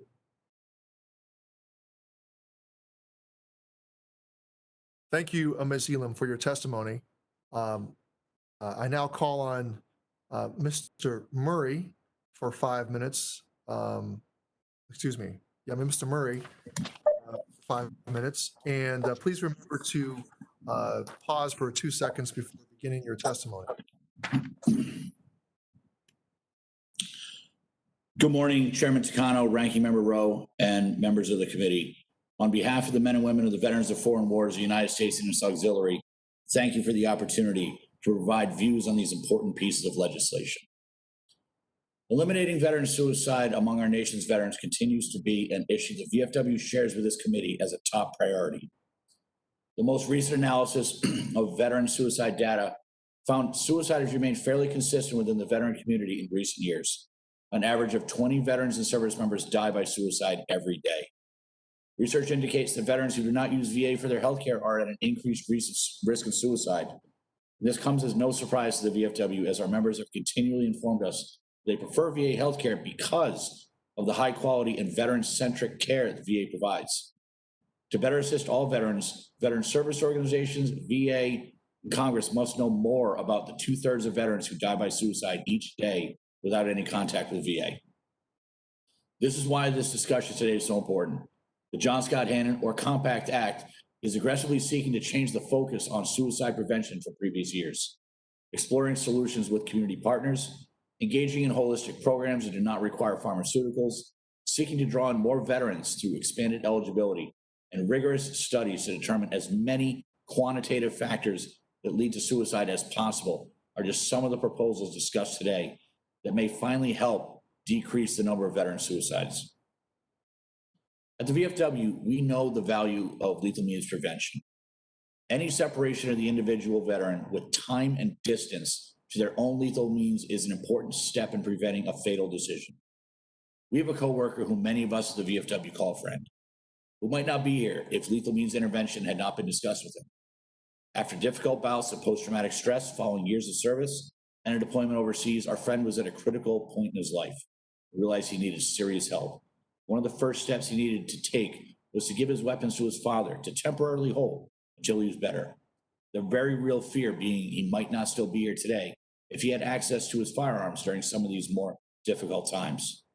Our friend received the help he needed, had his firearms returned to him when he was ready, and as he states it, is as regular of a functioning redneck as ever. I cannot personally think of another individual who is more passionate about their mission of helping veterans and is a leader in our community. And if not for lethal means intervention, we might not have our friend with us here today. Our organization embraces the importance of lethal means intervention and understands firsthand the effects it can have on a veteran during a period of crisis. Had the right intervention not taken place, we could be without a valued leader, coworker, and friend at the VFW. We say all this while cautioning the expansion of this important training. For those VA employees who interact with patients and are trained in patient evaluation, lethal means training could be a life-saving tool in their toolboxes. For individuals who are not trained in these same evaluation skills, lethal means could be discussions that can become cumbersome and unnecessary, possibly lead to unintended negative interactions with VA patients if not performed correctly. We recognize the value of lethal means training and we think it's important. We just think it needs to be applied more judiciously and not spread so widely to every VA employee, VBA and VHA combined, immediately without additional training for those employees. The VFW recognizes the potential barrier for some veterans seeking emergency mental health, sometimes financially driven, which can be caused by different eligibility criteria. The VFW lauds Congress and VA for recent actions to expand VA mental health care services to recently discharged veterans and veterans with other than honorable discharges. However, VA is required to charge certain veterans the full cost of urgent or emergent mental health care. It is understandable for VA to bill other health insurances for such care, but VA must not be required to place an undue burden on veterans who have survived a mental health crisis, particularly because financial instability is often a contributing factor to mental health crises.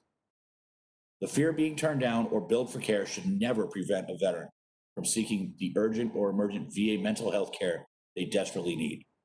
Congress must exempt those who have worn our nation's uniform who receive urgent, emergent mental health care under VA's Humanitarian Care Authority from having to pay the full cost of such care. Finally, there are a few proposals we will be discussing today the VFW believes needs to take due process into account. In discussing the removal of certain rights, the VFW believes all citizens should be given due process before those rights are removed. And regarding government prohibitions on grants and VA contracts, the VFW believes those individuals' rights should be afforded due process as well. No person shall be deprived of life, liberty, or property without the due process of law. Mr. Chairman, Mr. Ranking Member, members of the committee, thank you for the opportunity to share VFW's input in today's important hearing. I look forward to discussing any of these or other issues you or the committee members may have. Thank you.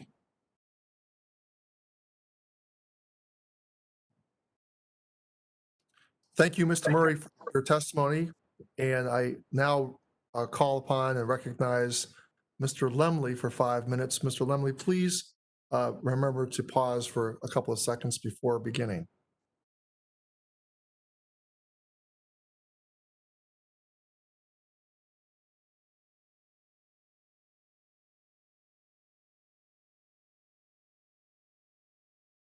Mr. Lemley, I think your microphone is on mute. You want to begin again?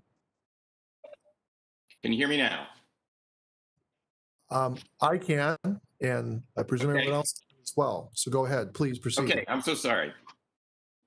Chairman Takano, Ranking Member Rowe, and distinguished members of the committee, thank you for this privilege to testify as you redouble your efforts to preventing veterans suicide and improving their mental health. I speak on behalf of the Veterans Healthcare Policy Institute, a nonprofit think tank whose mission is to furnish analyses for optimal healthcare for our veterans. I'm also a psychologist who spent my 4-decade VA career as a clinician and administrator and was a contributor to the Prevents Task Force Lethal Means line of effort. This is a pivotal moment in the care of our nation's veterans. 20 veterans die by suicide every day. Every suicide is heartbreaking, not only for the individuals whose life is lost or the scores of family and friends directly affected, but for how it pierces the common humanity that binds us all. Congress has provided VA with substantive resources to address veteran suicide, and there have been tangible successes to show for it. Still, the tide is yet to turn.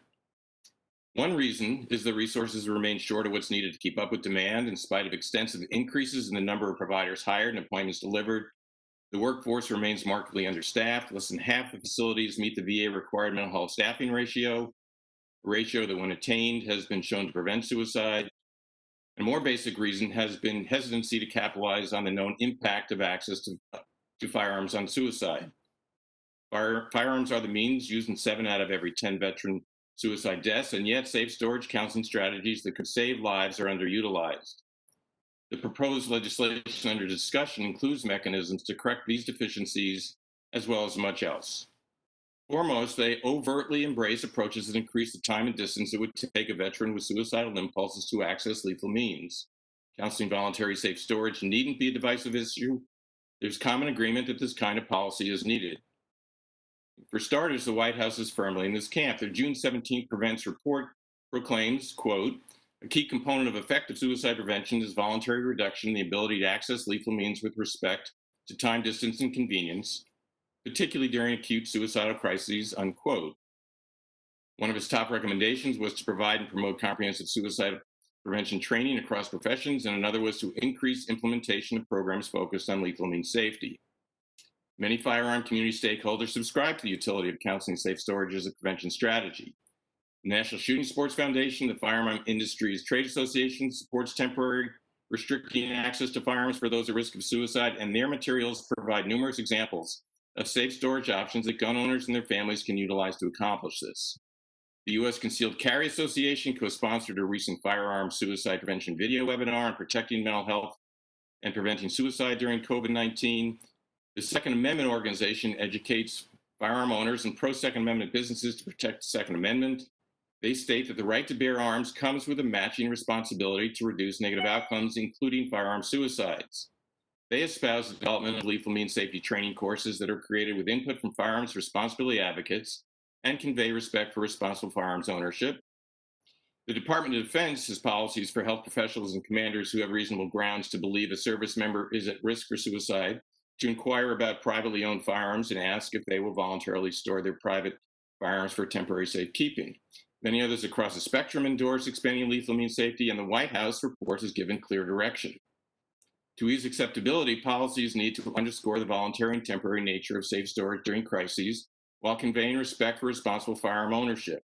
Indeed, that's been the VA's thoughtful approach for the last 5 years, as it has risen to become the recognized leader in implementing lethal means safety concepts.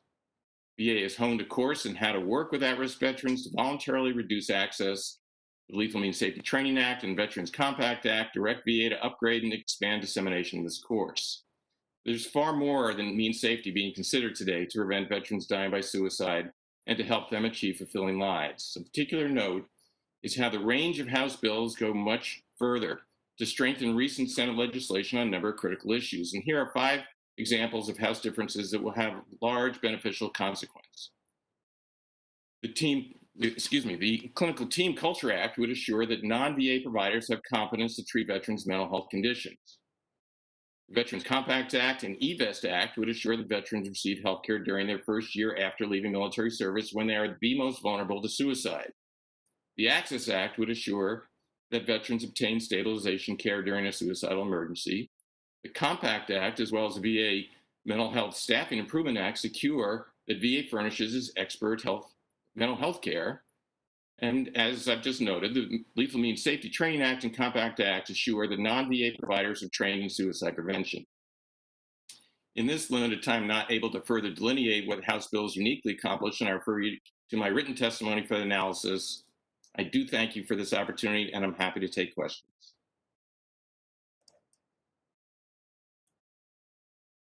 Thank you, Mr. Lindley. I now recognize and call upon Colonel Lorraine for 5 minutes. Colonel, please remember to pause for 2 seconds before beginning your testimony.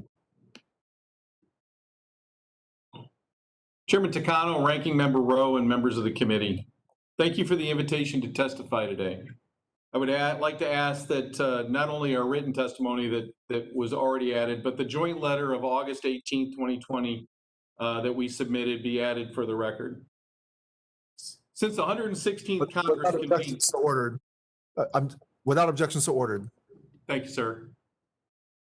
Since the 116th Congress convened on January 3rd, 2019, the President, the Department of Veterans Affairs, and both the Senate and the House VA committees committed to addressing the veteran suicide epidemic. In those 615 days, approximately 12,300 veterans died by suicide. And despite increasing the VA suicide prevention budget to stem veteran suicides, the number continues to rise. In the last 18 months, the President signed an executive order to prevent veteran suicide. The VA established the Prevents Task Force, and the Senate passed one of the most impactful veteran suicide prevention bills of the last 10 years. Yet we continue to lack a comprehensive, integrated law that can be implemented by the VA to end veteran suicide.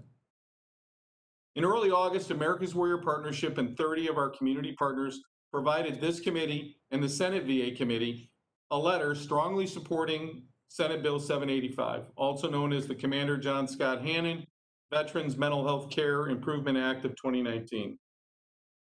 Senate Bill 785 is essential in both breadth and depth to getting upstream from veteran suicide. Innovative is the integration of community grants to proactively connect to veterans before the crisis of suicide, combined with the critical community enablers such as research studies correlating opioid-related deaths, programs providing veterans access to complementary and integrative healthcare, health services through animal therapy, agritherapy, sports, post-traumatic growth, and recreational therapy, and research into mental health biomarkers, which are key, and increasing the capacity of the VA and the vet center counselors. Solving veteran suicide crisis requires a holistic solution. Veterans and their families of the nation are losing hope that the government will act, especially during these unknown times. The need is great and the need is now. America's Warrior Partnership is leading a nationwide veteran suicide study called Operation Deep Dive in partnership with the University of Alabama and funded by the Bristol Myers Squibb Foundation. This 4-year study is showing that some of the states are undercounting veteran suicide by as much as 25%. To date, we've learned that suicide rate amongst dishonorably discharged veterans, service members, is far less than that of honorably discharged veterans. Veterans younger than the age of 64 die of all causes of death at a rate 4 times greater than veterans. And sadly, veterans between the ages of 18 and 34 die at a 10 times greater rate than non-veterans. I would like to publicly thank Dr. Karen Orvis and her suicide prevention team at the Department of Defense for partnering with us as we peel back another layer of the suicide onion. Without DoD, these findings would not be possible. Operation Deep Dive is currently working in 4 state data sets, and we welcome incorporating any committee members' states in the future. Operation Deep Dive seeks to provide communities insights to help them get upstream for veteran suicide, to increase the hope and quality of life for veterans and their families. Getting upstream is not just mental health, but it includes mental health. It's reducing homelessness. It's increasing access to reliable transportation. It's maximizing education opportunities. It's working in sustainable employment. It's increasing volunteer opportunities and having access to 22nd century physical and mental health care. Getting upstream is achieved when the veteran looks to the future with hope. But again, on this issue, time is not our friend. Our nation's veterans and their families provided their opinion through our program Mission Roll Call.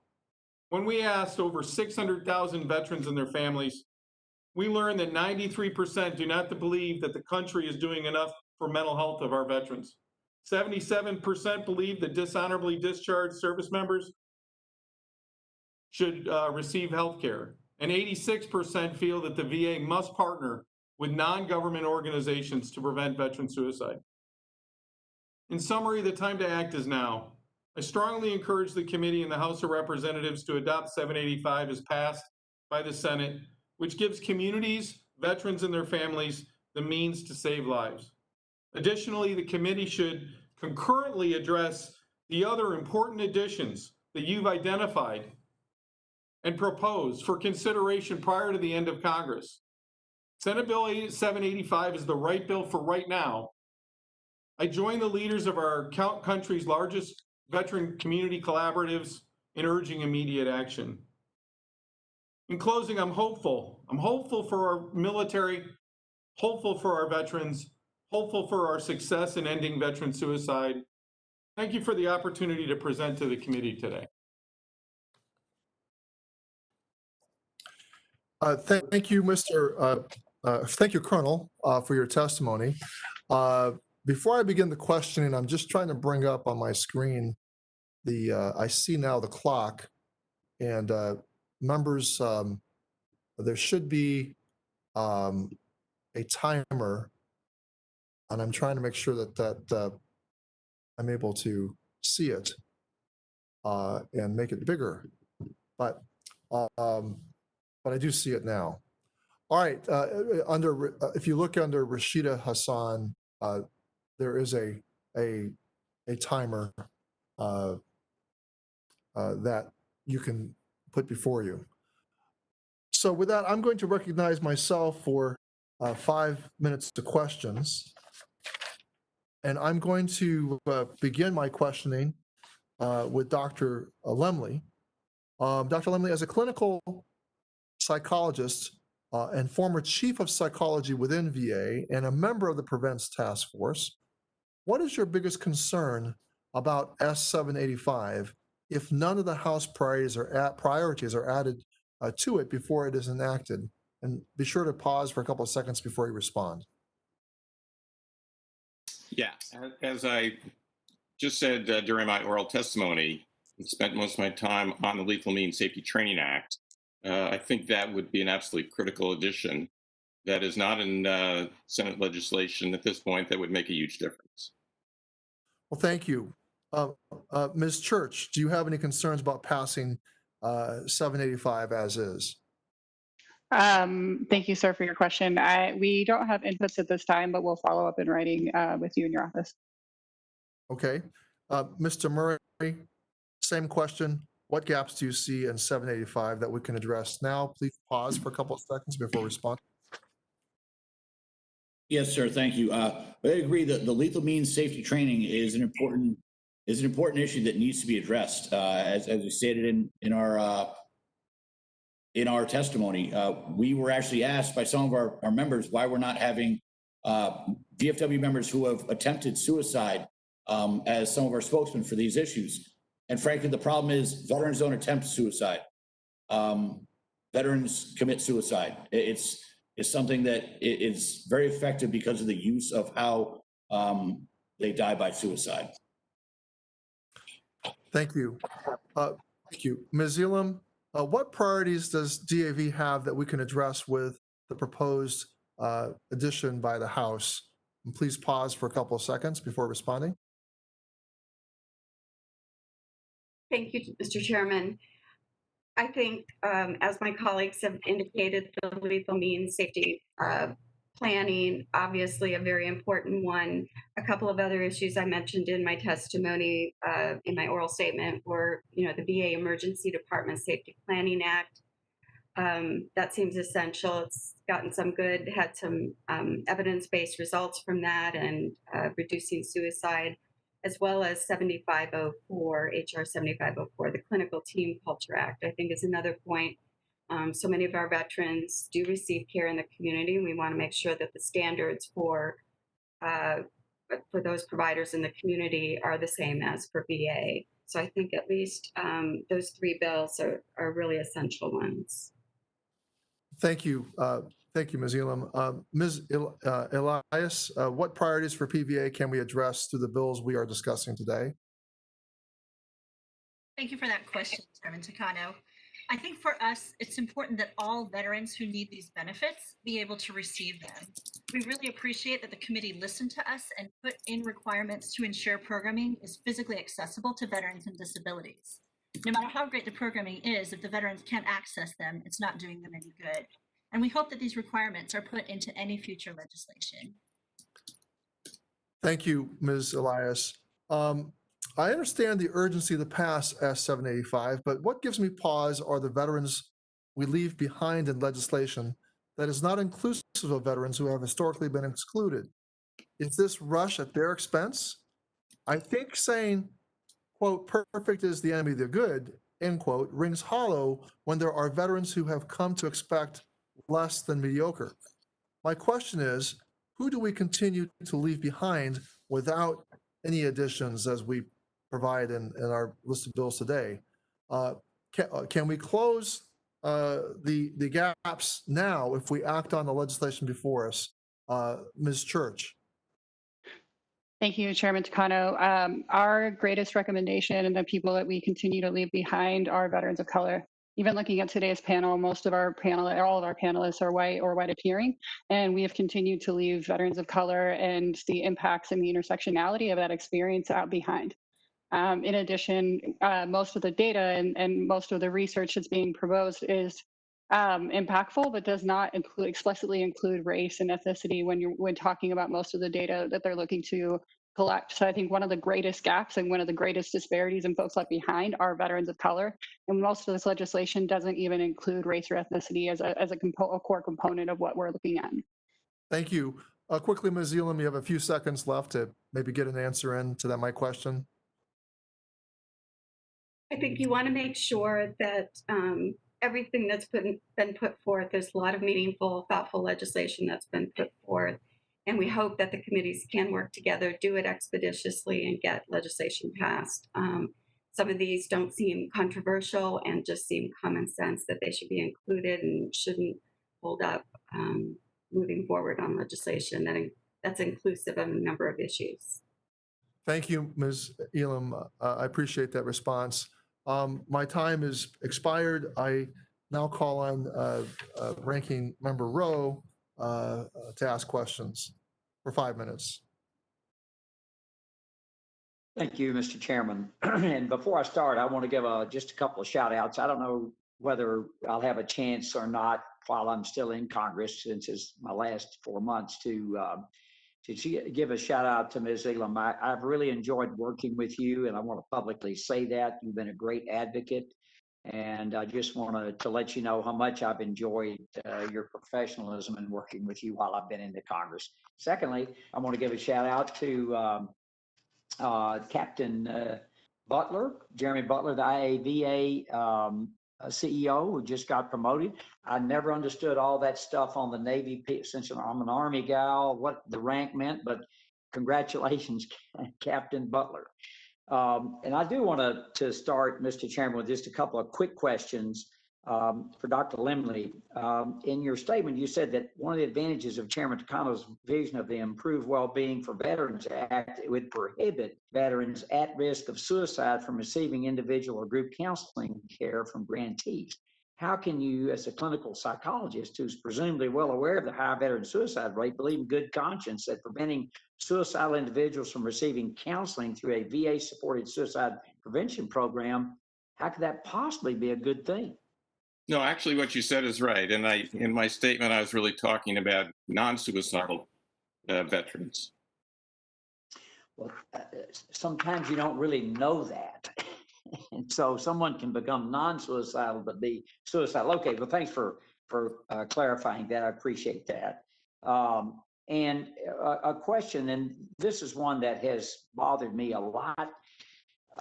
And any one of you, Mr. Murray, can get it or answer it, or Ms. Elam or whomever. Do you agree that with the Wounded Warrior Project, that providing VA care for individuals without veteran status, that would be, which Chairman Takano's Access Act would allow, would divert scarce resources from veterans who are eligible for and enrolled in the VA healthcare system?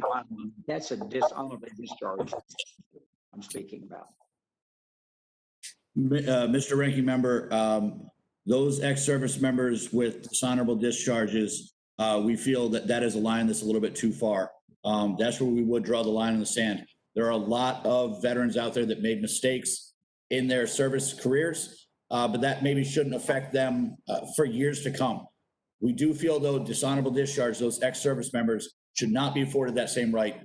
In order to get a dishonorable discharge, you need to cross a line that is very severe, and those are not individuals we're here to advocate for. Mr.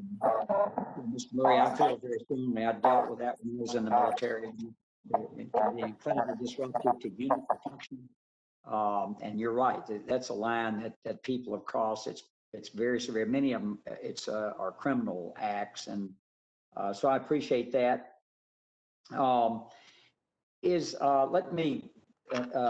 Ms. Elias, why is PVA concerned with making a caregiver's ability to receive benefits from the family caregiver program contingent on that caregiver taking lethal means training as it would be under HR 84? Sir, our concern is that the way the bill is currently written, the VA could interpret it in a way that would only allow it to, for the training to go to veterans that have caregivers under that specific statute. And so we want to make sure that the way that the language is written, that it's open to all VA, for all caregivers of veterans. Got it. Well, a couple of things I want to get to real quickly because my time is short. On the bill I have to form the commission to look at our about how we provide benefits in categories, it's really just an extension of what we did with the Mission Act.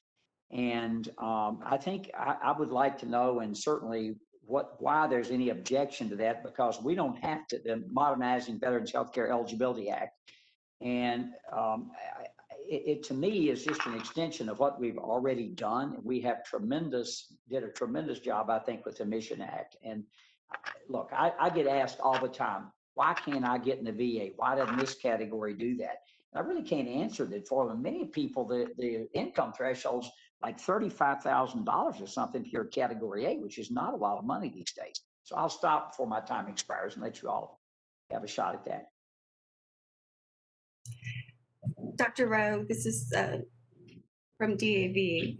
I think your explanation was very helpful with regard to that bill in terms of looking at priority group and some of the things that you expanded on. Our concern, again, we don't understand why maybe perhaps a commission would be necessary just right from the get-go. These issues really haven't been addressed by either committee, House or Senate Veterans Affairs Committee, that I can remember of recent. I think that would be a good starting point for the discussion. As you know, it's been a while since eligibility reform was established and priority groups and everything that's happened in between. So looking at that, we don't have an objection to that, but we would ask that Congress and the appropriate committees for you to be looking at it first and having that discussion maybe before a commission would be appointed. Okay. Thank you, Mr. Chairman. I yield back. Thank you, Ranking Member Rowe. I now call upon Ms. Brownlee for 5 minutes.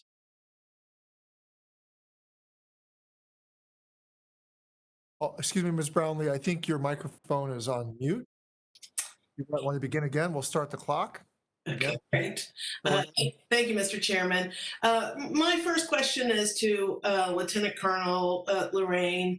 You referenced University of Alabama studies. You referenced a lot of different data sets. Do you have any data that really breaks down very specifically, breaks down suicide by ethnicity, race, sex, the LGBTQ community, Native Americans? Do you have any breakdown with regards to that? Yes, ma'am. Thank you. Sorry, I've got to wait my 2 seconds. Yes, ma'am. Thank you. We do have that data. We're currently going through it right now, but we do have race, age, ethnicity, religion, all of the areas that you talked about. We do not have the LGBTQ. That is something that we would obtain through our prospective piece, diving into the counties. But on the retrospective data we have everything but LGBTQ. And can you share that data with us? Yes, ma'am, we can. But you can't share it right now. Right now, so I will be able to. University of Alabama researchers are pouring through it. We pulled 494,000 data records from the Department of Defense with 65 different fields that include that. So we're going through it right now, and we will make it available to you and to the committee as soon as we have it. Well, if the data is coming directly from the Department of Defense, is that going to include all veterans? Yes, it will. It'll include everyone who served. So it's not only those who are who were honorably discharged, but it's a characterization of discharge and the reason for their discharges. They're 3-digit, the reason why they were discharged from the service. Very good. So, with regards to that breakdown, I'd be, once you can share it with us, I would very much like to see it. But I think that what we do know is, that our Native veterans, their suicide rate is higher than Native Americans. We do know that women's suicide is higher than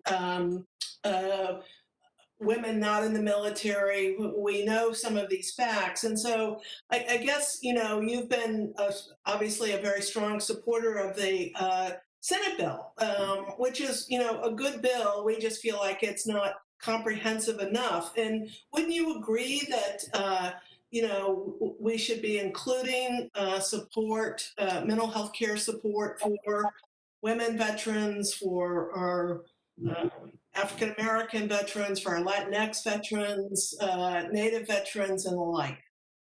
Yes, ma'am. Sorry. No, they're just specific to those groups with different sort of cultural needs and experiences. Yes, ma'am. We have a program under America's Warrior Partnership that works within the Navajo Nation. So we are fully supportive of the work with Native Americans and actually all veterans,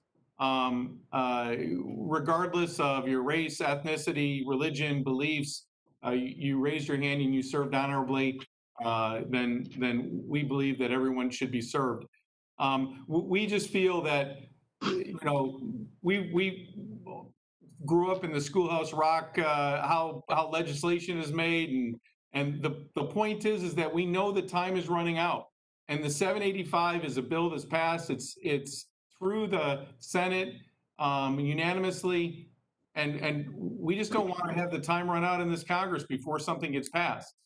We think, as I said, I think the bills that are proposed through the House have a great deal of merit. It's just that can we work them concurrently so we get the bulk of a bill passed quickly during this Congress, ma'am? Thank you for that. And my time is also running out. So Dr. Lindley, I just, as a clinical psychologist, can you talk a little bit about the importance of culturally competent mental health care? Sure. And I think that, can you hear me okay? I can. Okay. And I think that relates to the Clinical Team Culture Training Act, in which it requires our community providers to have not only military culture, but psychotherapeutic skill competence as well. And that's a bill that would bring the community care network providers up to the same level of qualifications and standards that now exists in the VA. We don't have equivalent standards by a large measure. Thank you, Doctor. I see my time is run out. Mr. Chairman, I yield back. Thank you, Ms. Brownlee, for your questions. Representative Belarakis, you're recognized for 5 minutes. Thank you, Mr. Chairman. Thank you so much. Appreciate it. I'm glad to see there's a continued focus on suicide prevention and mental health care in this hearing. Again, I'm hopeful we can reach a bipartisan bicameral agreement on moving some of these initiatives forward, including the Senate-passed Bill 785, the Commander John Hannon Veterans Mental Health Care Improvement Act. I urge quick passage of that legislation. Again, time's running out of the session, but again, this is very, very critical that we get this done. My question is for the whole panel. Regarding a bill I co-lead with Congresswoman Blunt Rochester, H.R. 7504, the VA Clinical Team Culture Act, which requires VA community care providers to adhere to the same mental health standards as VA providers have, and also ensure military culture, the cultural competency training and continuing education for providers participating in the community. Some have expressed concerns about potentially burdening the non-VA providers by making the standards greater than those required by the VA. I understand, of course, the concerns, and I agree that we wouldn't want to have the non-VA providers unnecessarily go beyond what the VA baseline is, and perhaps we can clarify that language and perfect the language to reflect that intent. For the panel, the questions for the panel, again, Mr. Chairman, do you have any suggestions for improving this bill? And would you agree that there should be robust, but not overly burdensome standards across the board? And whoever would like to begin first, that would be fine. Mr. Bilirakis, thank you for that question. As stated in our testimony, the reason the VFW members prefer VA is because of the high quality veteran-centric care it provides. We would expect that all contractors, all community providers adhere to those same standards. Those are meant to be a supplemental addition to VA healthcare, and we do not want that to be lesser than VA. We want it to be the same or better, but those types of standards need to be met in order to keep the high quality of care for veterans going. Thank you.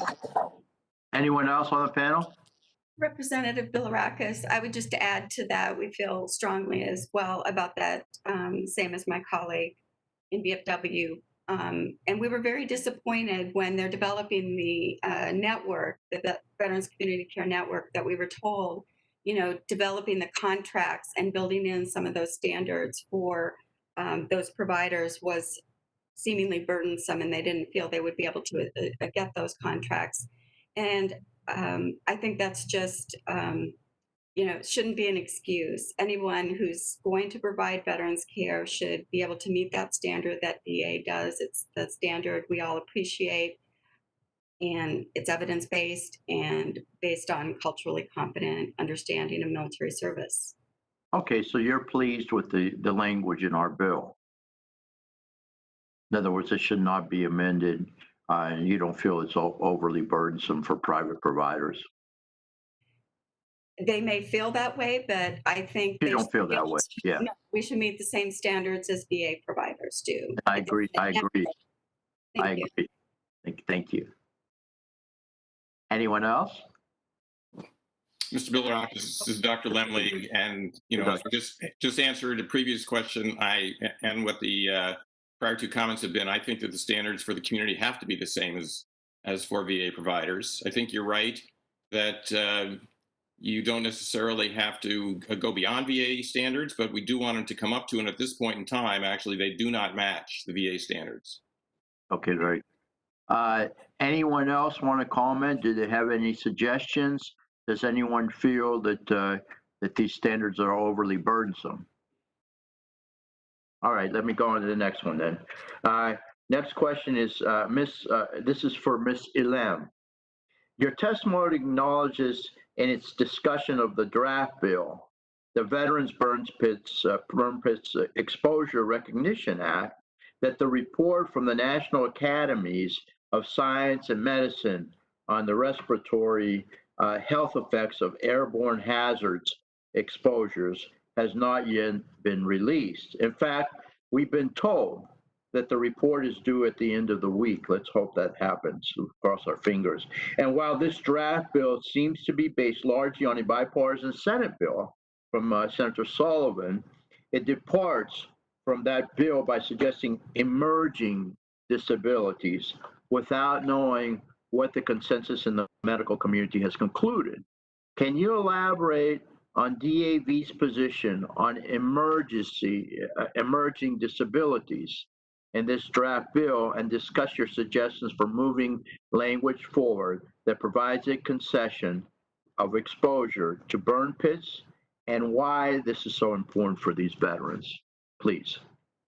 Sure. Appreciate the question. We did indicate we do have some concerns with the concept of just emerging diseases being limited to perhaps what we are expecting coming from the national academies. The concession of exposure that we've envisioned for DAV, we want to make sure that any veteran that has been exposed to a burn pit and we understand what types of chemicals and toxins they've been exposed to should be able to file a claim for direct service connection based on those, a related condition, if they believe a related condition. For presumptive disabilities, we believe, if the National Academies finds that those disabilities are related, most likely to burn pit exposure, we have no problem with them being presumptive disabilities. We just don't want it to be limited to those 4 because there may be other emerging ones. So we just would like to see maybe a slight adjustment in the language to reflect that. Makes sense. I don't know, Mr. Chairman, I don't see a clock, so I don't want to go over. I want to follow the rules. Thank you. Okay. Yeah, if you go to grid view, you can bring the clock up and there's Okay. a minute. But you are over time and I appreciate that. Okay. All right. Sounds good, Mr. Chairman. Thank you. So I do want to call Mr. Lamb. You're recognized for 5 minutes. Thank you, Mr. Chairman, and thank you to all of our witnesses for joining us today. I wanted to start by talking about my bill, the TREAT Act, which we would attempt to use to expand the suite of complementary, integrative, alternative health services available throughout the VA. And this would be things like nutritional counseling, yoga, meditation, even equine therapy, chiropractor, acupuncture. I mean, you name it. There's a lot of things available. And I think what strikes me about these programs is how popular they are with such a variety of veterans. I've gotten the chance to visit the whole health office at the Washington, D.C. VA, where they really offer a lot of these things. It was striking the age levels of veterans that were there. They went from people younger than me to Vietnam veterans well into their 70s who just really enjoyed this stuff and felt like it worked. And so to me, one of the benefits of trying to deepen our knowledge of these things, not just sort of paying for them and expanding them blindly, but using pilot programs to figure out what we can learn, how we can very smartly expand and deepen these services, is that they give veterans a little bit of a sense of control over their own health and hopefully will allow us to invite more veterans in. I mean, we all know that one of these problems that we have with veteran suicide is that a large number of these veterans are not going to the VA for whatever reason right now. And so there's a certain extent where if we can make it more attractive, give them things that they might want, we might be able to get more of them to take part. So I wanted to start with Ms. Elam and talk about the way that your members use and perceive these options and therapies and treatment, and whether there's anything you can tell us about what it is that your members would like to see or the impact that expanding this stuff might have on them. Thank you for that question. Excellent bill. HR 8147 really, we appreciate that it does look at what is the effectiveness of these types of integrative health alternatives. And so many veterans have told us that, retreat settings where they've had an opportunity to have networking with other veterans, not in a strict, traditional, more mental health clinical setting, just did wonders for them, that they developed lifelong friendships with folks that they met, with other veterans that they met on those retreats.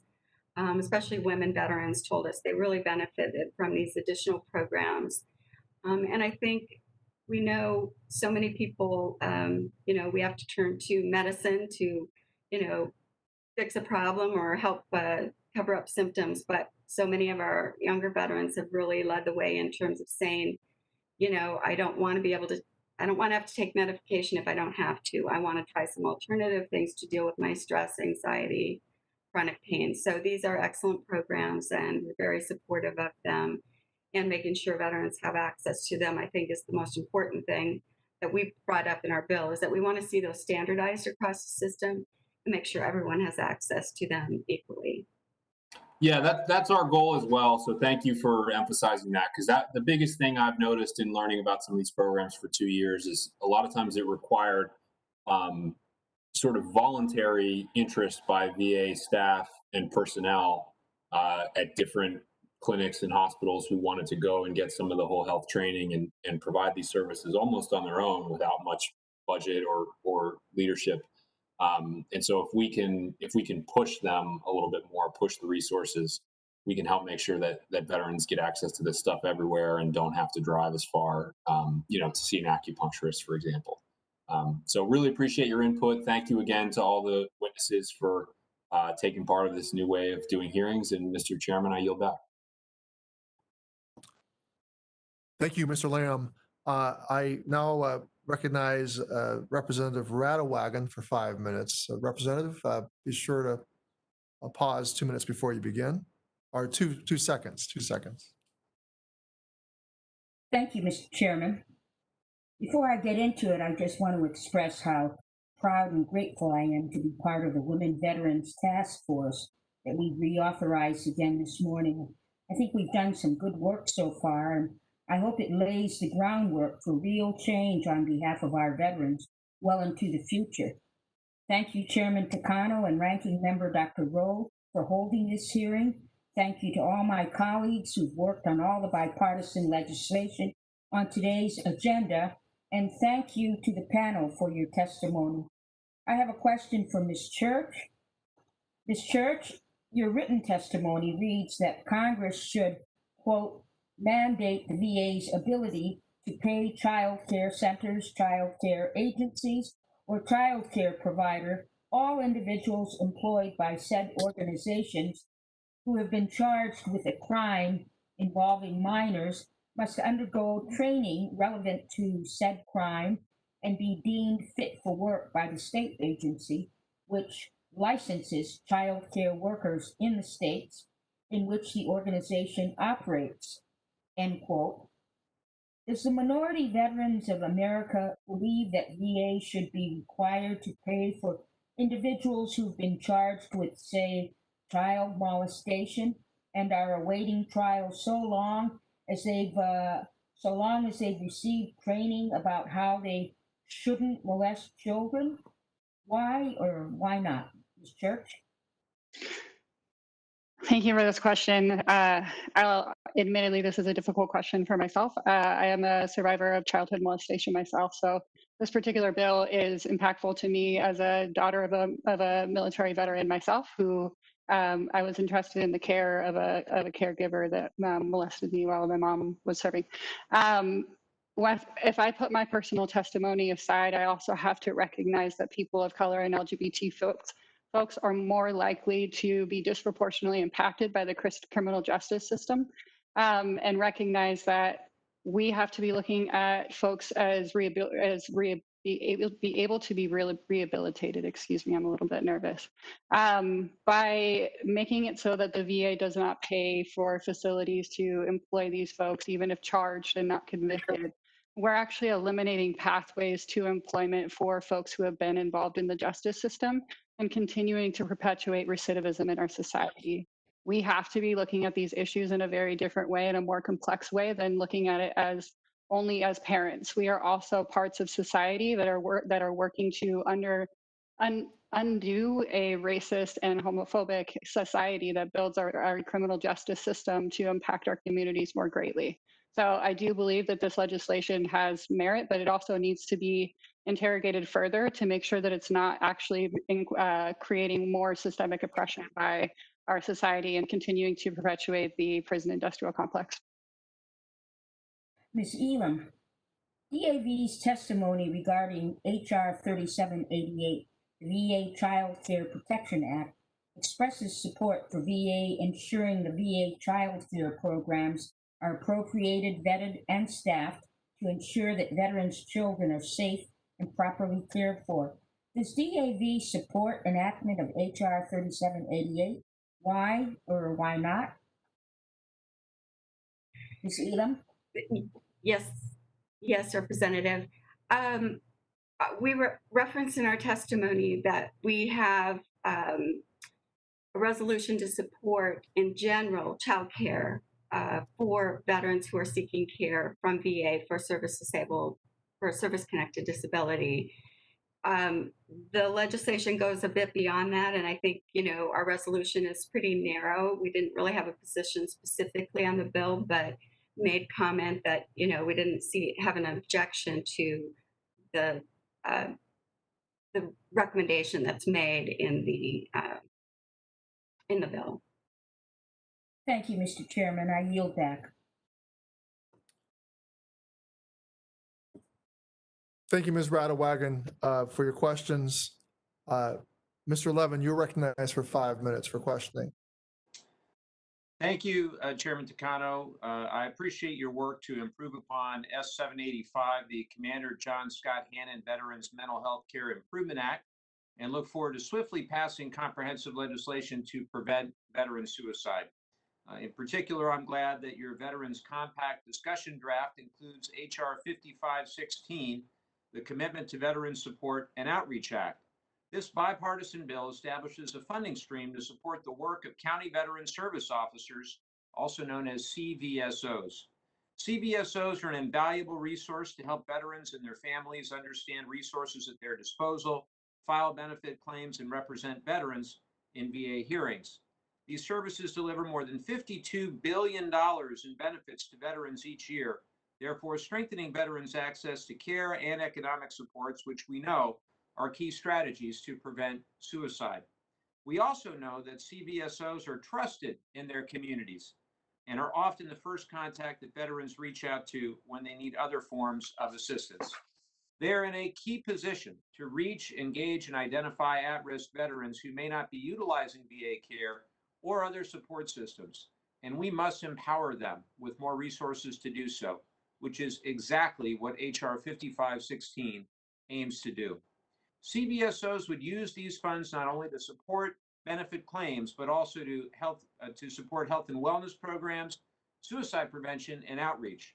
And I'm proud that this bill has been endorsed by Orange County and San Diego County, where I represent, and I'm grateful to all of our local CVSOs in our community.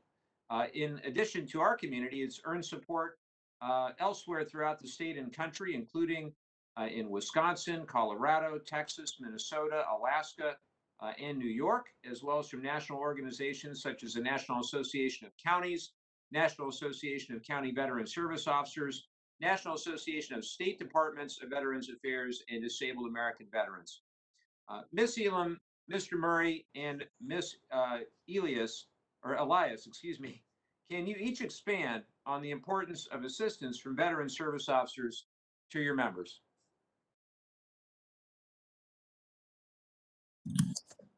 Mr. Levin, the VFW, one of the VFW's primary missions is veteran service officers to help assist veterans of across the board, whether they're our members or not, in helping adjudicate their claims. It's really one of the primary missions of the VFW. So we recognize the value of service officers throughout the country. The biggest thing that we do want to push for is always make sure that whether they're county service officers, district service officers, state service officers, that they are accredited. We do want to make sure that there aren't, fly-by-night folks coming and claiming that they can help veterans simply to help put a dollar in their own pocket. It's a critical service for veterans that we highly endorse. Thanks, Mr. Murray, and I share your concerns. Ms. Elam or Ms. Elias, care to add anything? I would just add, same for DAV, our service program is our paramount program, and DAV, some of these positions, these are the first touchstones for veterans who may need assistance, and we need, those people out there far and wide to make sure that veterans, can learn about their benefits, can file a claim for disability benefits or other, resources that they need. So we're very supportive of that. Thank you. And one related question, can you share how funding limitations affect veteran service officers' work or how additional funding might improve services? That's for any of you. Mr. Levin. Hi, this is Jim Lorraine. We're proud to partner with the National Association of County Veteran Service Officers. Your bill is perfect and on track. What we see is the health and welfare of veterans is best served through a relationship that's close. County Veteran Service Officers are close, they're consistent, and they have the means. And additionally, they're appointed by their counties. So to the accreditation, they have their accreditation, but the point is that they're the closest government entity to the veterans. And most county VSOs that I know most of the veterans in their county. Very true, and out of time, but just want to again compliment our local county VSOs here in San Diego and in Orange counties. And Mr. Chairman, thank you, and I'll yield back. Thank you, Mr. Levin. Mr. Boss, you're recognized for 5 minutes to question. Thank you, Mr. Chairman. First off, I wanted to start by thanking Representative Brindisi and Representative Lamb for their leadership on both the VA Precision Medicine Act and Access to Suicide Prevention or Coordination Act. Both of these pieces of legislation will help, I think, the VA to better understand and treat our nation's veterans who are at risk for suicide.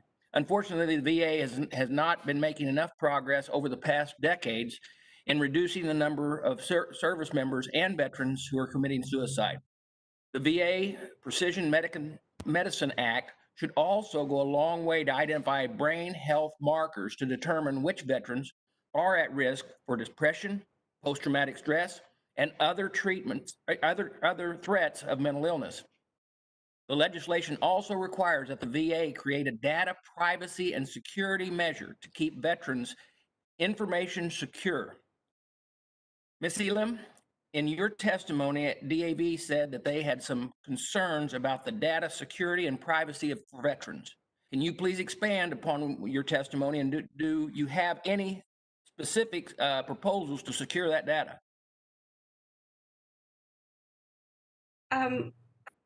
We do want to make sure, again, that's paramount for veterans, making sure their data is kept safe. And we know with the genomic program as well that this is a concern of some veterans that they bring up to us often. So we just want to make sure that the language is very tight. I know that it does make those protections, but we also want to make sure that any research is not used in a way that would be other than benefiting that veteran for treatment purposes. We know there's lots of concerns over genomics and medicine and biomarkers and things like that, and their information being used, but we know the benefit from that. So I think veterans will feel comfortable as long as they know their data is safe, it's being used for research purposes, and to better provide better treatments for veterans. So, and not limit them in any way. I think everybody on the committee agrees with you on that. We want to make sure that that information is secured. I mean, it's always a risk that the veterans, when I talk to, what they come up with. But the Access to Suicide Prevention Coordination Act will also make care for the VA more accessible for at-risk veterans. The bill builds upon the previous legislation that Mr. Easy for me to say, Mr. Brindisi and I worked on to better understand the Suicide Prevention Coordination Program. I just wanted to thank all the witnesses here today for their support of this legislation. I think it's been a long time coming. And I also want to lastly say, I want to express my support for the VA's Second Amendment Protection Act and HR 3450 from Representative Roy. As the DAMA ranking member, I'm firmly in belief that the veteran's Second Amendment right should not be taken away by a government bureaucracy. This is simply a bill that would ensure that that wouldn't happen. When I'm out talking with my veterans, many of them do not come forward and are going to seek the help that we can so much provide because they're afraid of that particular possibility. With that, Mr. Chairman, I yield back.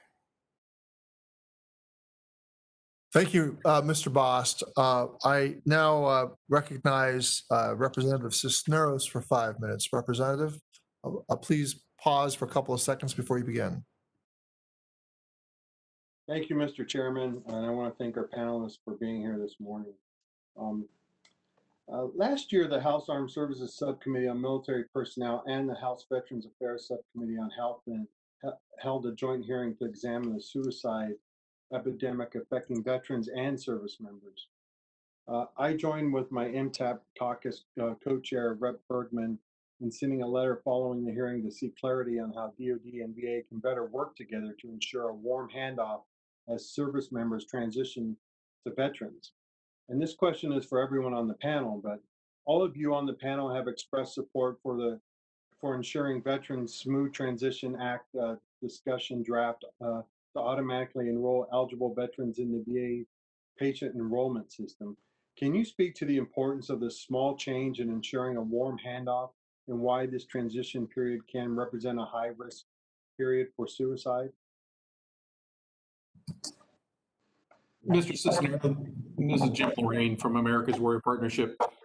I think your bill's, I think that bill's important. I think that doing that warm handoff, healthcare is critical. I would also say benefits. I'll speak personally. When I transitioned out, I almost missed my window because life got in the way. And had I been able to enroll while I was in active duty, or had it been an opt-in, that wouldn't have happened. But I think, you know, when people transition out, when veterans transition out, they get really busy. And access to the VA shouldn't be something that gets in their way. Anyone else care to comment? I would concur as well. You know, essential for service members transitioning during that period where we know they can feel disconnected, they can be having a difficult time just in their readjustment, that you want them to know there's a seamless way to transition right into VA. It's there for them. Going to be focused on helping them with that, whatever may come up during that period. You know, it's a great bill, and we appreciate that. So many veterans leave service and just don't have that support that they need anymore, get into trouble and struggle, which we don't want to happen. We want them to know they're supported and have access to VA. And this is Dr. Lemley. I want to echo what was just said.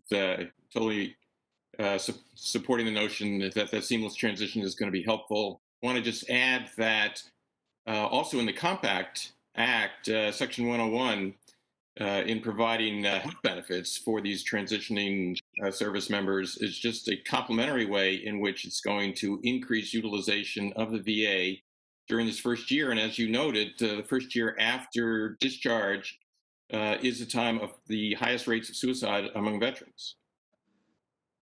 Good. Well, thank you all for those answers. And this is important to me because as was mentioned, I did miss my window. Life took over.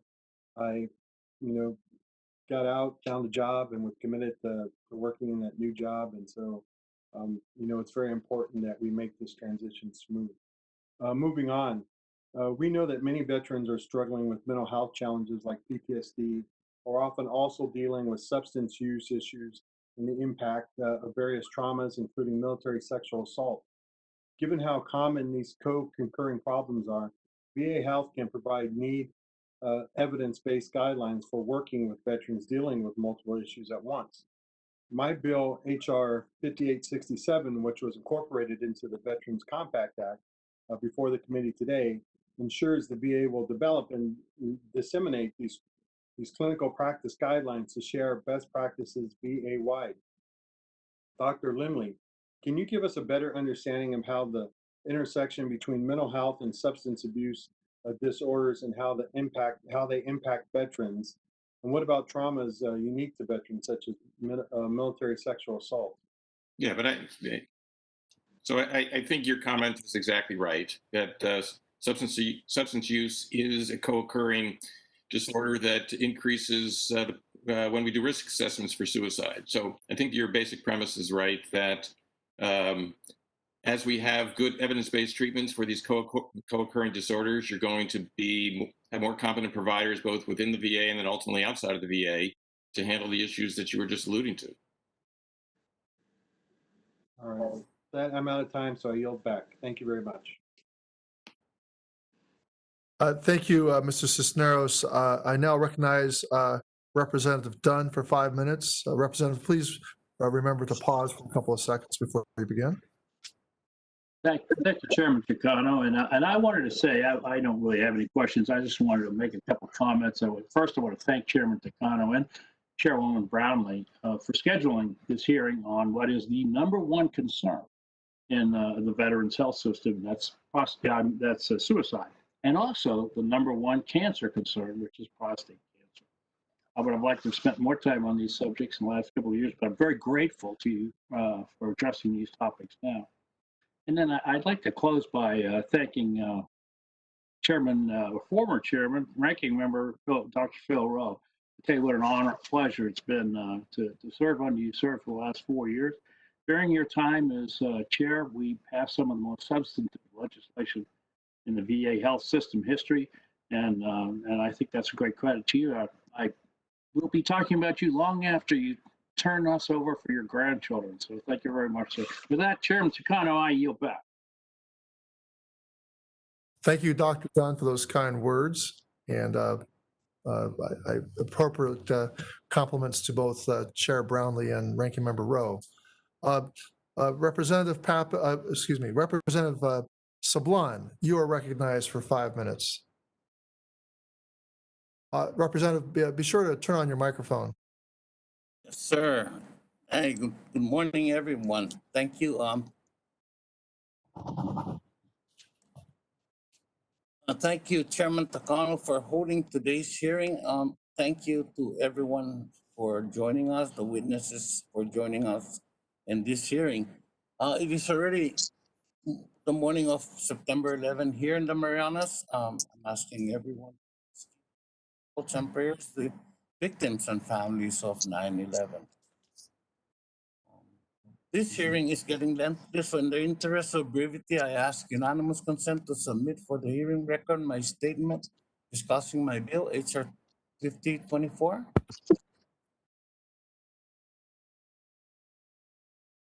Chairman Takano? Thank you.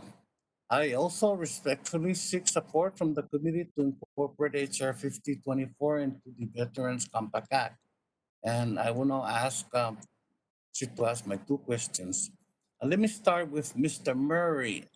Mr. Murray, thank you very much for the VFW support of HR 5024, giving veterans, including those living active guard and reserve status, 1 year of VA health care after they separate. Why is it so important? Why is it important that those who are separating from their service in the National Guard and reserve components are eligible for this coverage?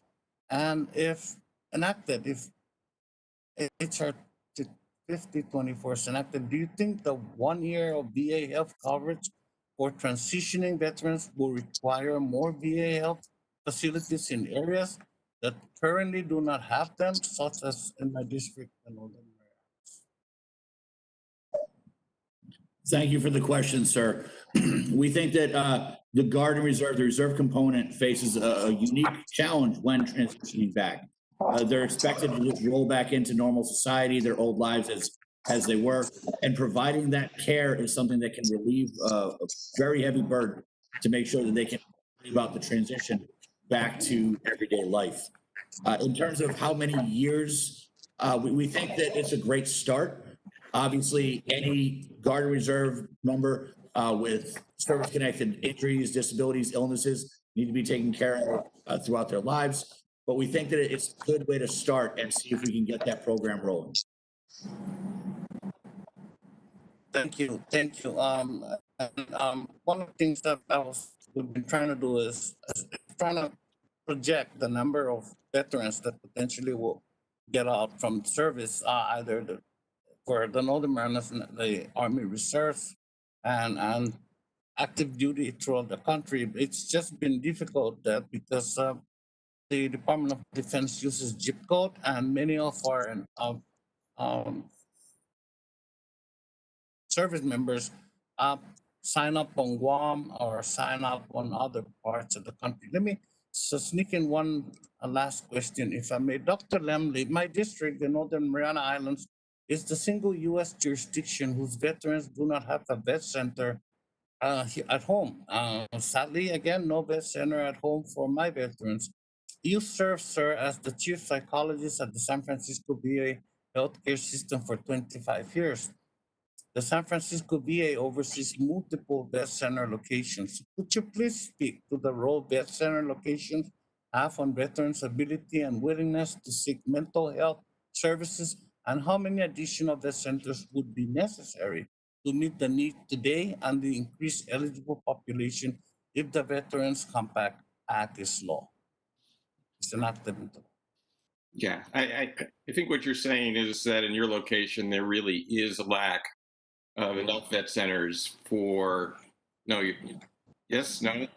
Yeah. We don't have. I don't have a CBUC. I don't have a vet center. Yeah, and so I think the premise of your question is right, and that is if you don't have a CBOC, if you don't have a vet center, where would your veterans go? Because they need a place to land that's within the VA system, and I think that's the premise of your question. It sounds exactly right. And how much? I mean, if the discussion bill, the Veterans Compact Act, is enacted into law, how many?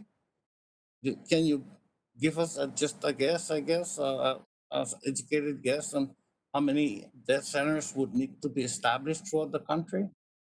Any idea? Just or would need to be established to provide services to our veterans? You know, I'm sorry that I don't know what the number is that's needed, but I think your premise is right, which is that this is a great landing spot for veterans for some of the reasons that you articulated, and that it's a good extender for VA care. Yeah. All right. Thank you, Mr. Chairman. I'm way over time. Thank you very much, everyone, and nice seeing all of you. Thank you. Mr. Saban, before you leave, the connection was rather spotty at the beginning of your questioning period. Did you ask to insert any document into the record? I just want to make sure. Yes. My statement discussing HR 5024, which that one I'm seeking unanimous consent, and also seeking support from the committee for incorporating the language of HR 5024 into what I think will be your Veterans Compact Act that you may introduce. So with regard to your request to insert a document into the record without objection so ordered, Thank you. we'll move forward. Thank you, sir. General Bergman, you are recognized for 5 minutes. Please pause for a couple of seconds before you commence. Good afternoon, Mr. Chairman. If you can hear me, give me a thumbs up. All right, let's roll. Thanks for doing the hearing. This reminds me of a lot of operations I've been in around the world where we were doing all this video teleconference while the troops are out fighting. And we're performing our role here in support of the troops. So I'll get to the point very quickly. Can anyone on our panel explain to me why in the wording of the compact bill, individual and group counseling was left out and only family counseling is included for that veteran? So this is Dr. Lemley. Let me just start by saying that individual and group psychotherapy are general domains for outpatient non-urgent care. And a way of making that part of the bill clearer, that is really intended for emergency care, is to identify those services that tend to be identified with urgent care. So let me ask you a question, because the vast majority of young men and women who separate from active service or are released from a recall through the Guard and Reserve are single. Okay, and if a person has suicidal ideations, I would suggest to you the last place you want to do is go try to do a family counseling. So the goal here of this bill is to prevent suicide. So I'm more than a little concerned that we're absolutely just going to flat miss the target of that veteran at risk by eliminating individual or group counseling. So that's, I mean, when we get back to DC, I would like to sit face to face with you all and whoever from the VA committee wants to sit, because I believe we're gonna spend all this time, all this effort trying to do the right thing, and we're gonna miss the forest for the trees here by eliminating that, because the goal is to hit the target market. So I'm not going to belabor that point, other than the fact to say I believe that that individual needs to be able to be seen, and don't write the bill so that there's a reason not to include them in this new effort. Secondly, you know, let's see, Ms. Lorraine, excuse me, Mr. Lorraine, the Section 202 of the Veterans Compact draft bill, and I'm reading this, gives preference to prospective grantees offering a collective impact model. Mr. Lorraine, you previously submitted testimony about the flaws in that collective impact model. Can you just please, just for the group, explain the flaws, and do you have concerns about the collective impact model's ability to function in rural and remote communities? Thank you, General Bergman. Appreciate your service too. Yeah, so the issue that we have is that you know, we support an agnostic one size, not a one size fits all, but a one size fits one. We support that the community should have a choice. Collective impact was studied out of Stanford University and came out. It's really more impactful when there's a lot of services that are available to veterans. A collective impact is really a focus on organizing organizations. We support a community integration approach, which is really a veteran-centric approach that connects to available services, and when those aren't available, then you reach outside of the network to get it. The reason why we support 785 was because it was agnostic. They didn't prescribe the method that you should use. And by prescribing it, you'll exclude, it won't work in the rural areas of northern Michigan or Montana or where many of the representatives are from. Okay, thank you. And I guess I know my time is rapidly approaching here, but number one, I wanted to thank everybody for all of the efforts you've put into this. I believe we still have a little ways to go to get it right. We don't want to spend all this time and miss the target. And we need to bring, you know, Senate 785 to the floor in the House absolutely as soon as possible. So thank you. And with that, Mr. Chairman, I yield back. Yeah, and I'm wondering whether I could just amend what I said earlier, because I meant to also say that the issue around individual and group psychotherapy is the differentiation for outpatient. That there already is a outpatient lane of care and psychotherapy through the Mission Act, and I believe that the Compact Act is just intended to say that those wouldn't be available through outpatient care. I guess the point is we don't want to make it confusing to the locals who are going to try to implement this and try to do it a different way to make the outreach to the veteran, because you understand it, and I would probably understand it after studying, but to that average small organization who's going to be now included in this, to make that outreach to those veterans who are outside the VA system now. And the goal is to bring them in. The goal is to stop the emergency, bring them in, get them the care they need. And we don't want to make it too technical and confusing for those little local, remote and rural organizations who will actually provide this outreach. And again, thank you, everybody. Mr. Chairman, I yield back.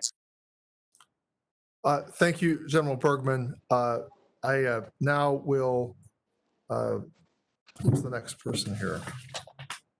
Let me just, next in order. Is Mr. Pappas or Mr. Just the General, Ms. Luria? Is Mrs. Luria? Is she present? I don't see Ms. Luria. Mr. Barr? Oh, okay. Excuse me. I guess we're going to Ms. Underwood. Ms. Underwood, you're recognized for 5 minutes. Well, thank you, Mr. Chairman. And thank you to all of our witnesses for joining us today. I especially want to thank Dr. Lemley for his work with my team over the past year to develop my bill that we're considering today, the Lethal Means Safety Training Act. Mental health and suicide prevention efforts must remain a top priority for our veteran community, especially during the coronavirus public health crisis. According to VA's National Strategy for Preventing Veteran Suicide, for a veteran in crisis, temporarily reducing access to lethal means is an evidence-based intervention that lowers suicide rates. Saving lives starts by thoroughly training VA providers and staff who serve veterans to have important conversations about lethal means safety. Dr. Lemley, how does lethal means training fit into a comprehensive suicide prevention strategy? You're muted, sir. There we go. Sorry. So if you line up the Prevents Roadmap, the 2018-2028 VA National Strategy for Preventing Veteran Suicide, with the VA Suicide Prevention Program Strategy, all three of them have nearly identical core goals for promoting efforts to reduce access to lethal means among veterans with suicide risk, and also to provide training. And from your extensive work in this area, can you briefly describe how the perception and acceptance of lethal means training has evolved over the years? Yeah. So about 8 years ago, the VA adapted the original Means Matter project course and has been continually refining the training. You know, the private sector has been coming on board, but the biggest indication that we've reached a point of much broader acceptance is the White House Prevents Roadmap, which really thoroughly embraced it, as we've said a number of times today. So I think it's also important to give recognition to all the organizations that I mentioned in my testimony, who also now endorse efforts in limiting access to firearms for those at risk of suicide, especially the National Shooting Sports Foundation, American Foundation for Suicide Prevention, and the Department of Defense. Suicide prevention experts and VA leaders agree on the importance of lethal means training, and some VA providers already receive it. My bill expands this training to a wider pool of VA staff who interact with veterans, in addition to contractors, community care providers, and caregivers. Dr. Lemley, can you tell us why it's so important that these groups in particular are trained on lethal means safety and to ensure quality of care remains consistent across facilities and providers? Yeah. So first, it's essential that the training teaches the importance of respecting veteran autonomy and of working collaboratively with them towards solutions that align with their values and their preferences. You know, the training needs to extend beyond just mental health, because in our older population especially, you know, half of those who die by suicide have no previously diagnosed mental illness. You know, right now, since suicide prevention training is optional for the community care providers, it's possible that at-risk veteran could see someone in the community who's never had any training. And you'd always want community care providers who see veterans to have competencies commensurate with those VA providers. And Dr. Ilham, can you, or Ms. Ilham, could you tell us from the veterans' perspective why it's important that this training be expanded to a wider range of staff who interact with veterans? I think Dr. Lemley has articulated it perfectly, but from the veterans' perspective, I was able to attend a conference in San Francisco earlier this year where we heard from veterans directly who talked about how life-saving this issue was when someone was able to, when their provider was able to talk to them directly about, they knew they had firearms available to them, but they were having a very difficult time. And making that plan to work with, you know, a father, a loved one, somebody to make sure that those were not accessible during this period when they were really struggling. And it was very impactful. And I think it just shows that, you know, veterans with the right provider being able to talk to them about that and do it in a way that the provider feels comfortable and the veteran feels comfortable is essential to making that work. Yeah. 47% of veteran suicide attempts took place less than an hour after the decision was made. More than half took place less than 5 minutes after the decision was made. That's why time and space between the impulse and the means are so important. Veterans have sacrificed so much for us, so it's crucial that we empower all of the medical and support staff that look after our heroes with every tool possible to create barriers between a suicidal thought and a physical attempt. Thank you very much to all of our witnesses for being here today and the work that you've done for the veteran community. And I yield back. Thank you, Representative Underwood. Are there any members present on this hearing who have not asked questions and who would like to ask questions? I'll pause for a moment. Any members who have not asked questions would like to ask questions? If not, I will call upon, recognize Dr. Rowe for 5 minutes for any closing remarks that he may have. Dr. Rowe.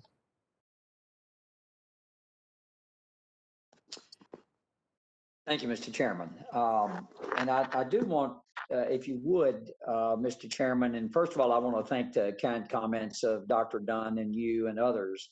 It's been a privilege to serve on this committee, and it'll be the highlight of my congressional time, my 12 years in Congress. Would you clarify your statement on the Senate bill earlier? Do you and Senator Moran, have you all come to an agreement to go ahead and pass that and then to have other language go over? Because my fear is if we alter that bill, it won't get, so we saw this with Blue Water Navy. Remember that fiasco at the end of the 115th that we had to take up, that you had to take up as chair in the 116th to get passed, which we'd all agreed on in the House. Did I understand that right? And I'll yield to you. Dr. Rowe, our staffs, my staff and Senator Moran's staff have been vigorous discussions. He and I were supposed to speak to each other directly on an agreement. So I think we have a pathway there, a very good pathway, and it's my hope that we will find a way for an agreement for us to be able to move forward with both of our pieces of legislation, and I think we can do that in the time remaining. And I think we're very close. We're very close. It's not absolutely correct to say there's no agreement, but I actually think we still have some final touches. And given how important this legislation is, I'm very hopeful that I'm more than hopeful. I think we have a pathway there. So if we change it, though, that means if we change, we're not going to take it up next week as is. Because my understanding was you all had agreed to do that, and then there was obviously some bills that you had that you felt were important, and I understand that completely. That the Senate would look seriously at those. Did I misunderstand that? Let me just we're looking at two separate bills, Mr. Moran's 785 and the bill that I would agree that he and I would reach agreement would be brought forward on the Senate floor, that they would move, the Senate would hotline that bill. So I don't, on this point about whether we amend the Senate bill, this is something I've not been made aware of. Okay, well, no, that's good. I mean, my understanding was this. I want to be sure I leave with this understanding, is that you all had agreed that the Senate bill and Senator Tester and Moran's bill would be debated, and my understanding was it would be next week.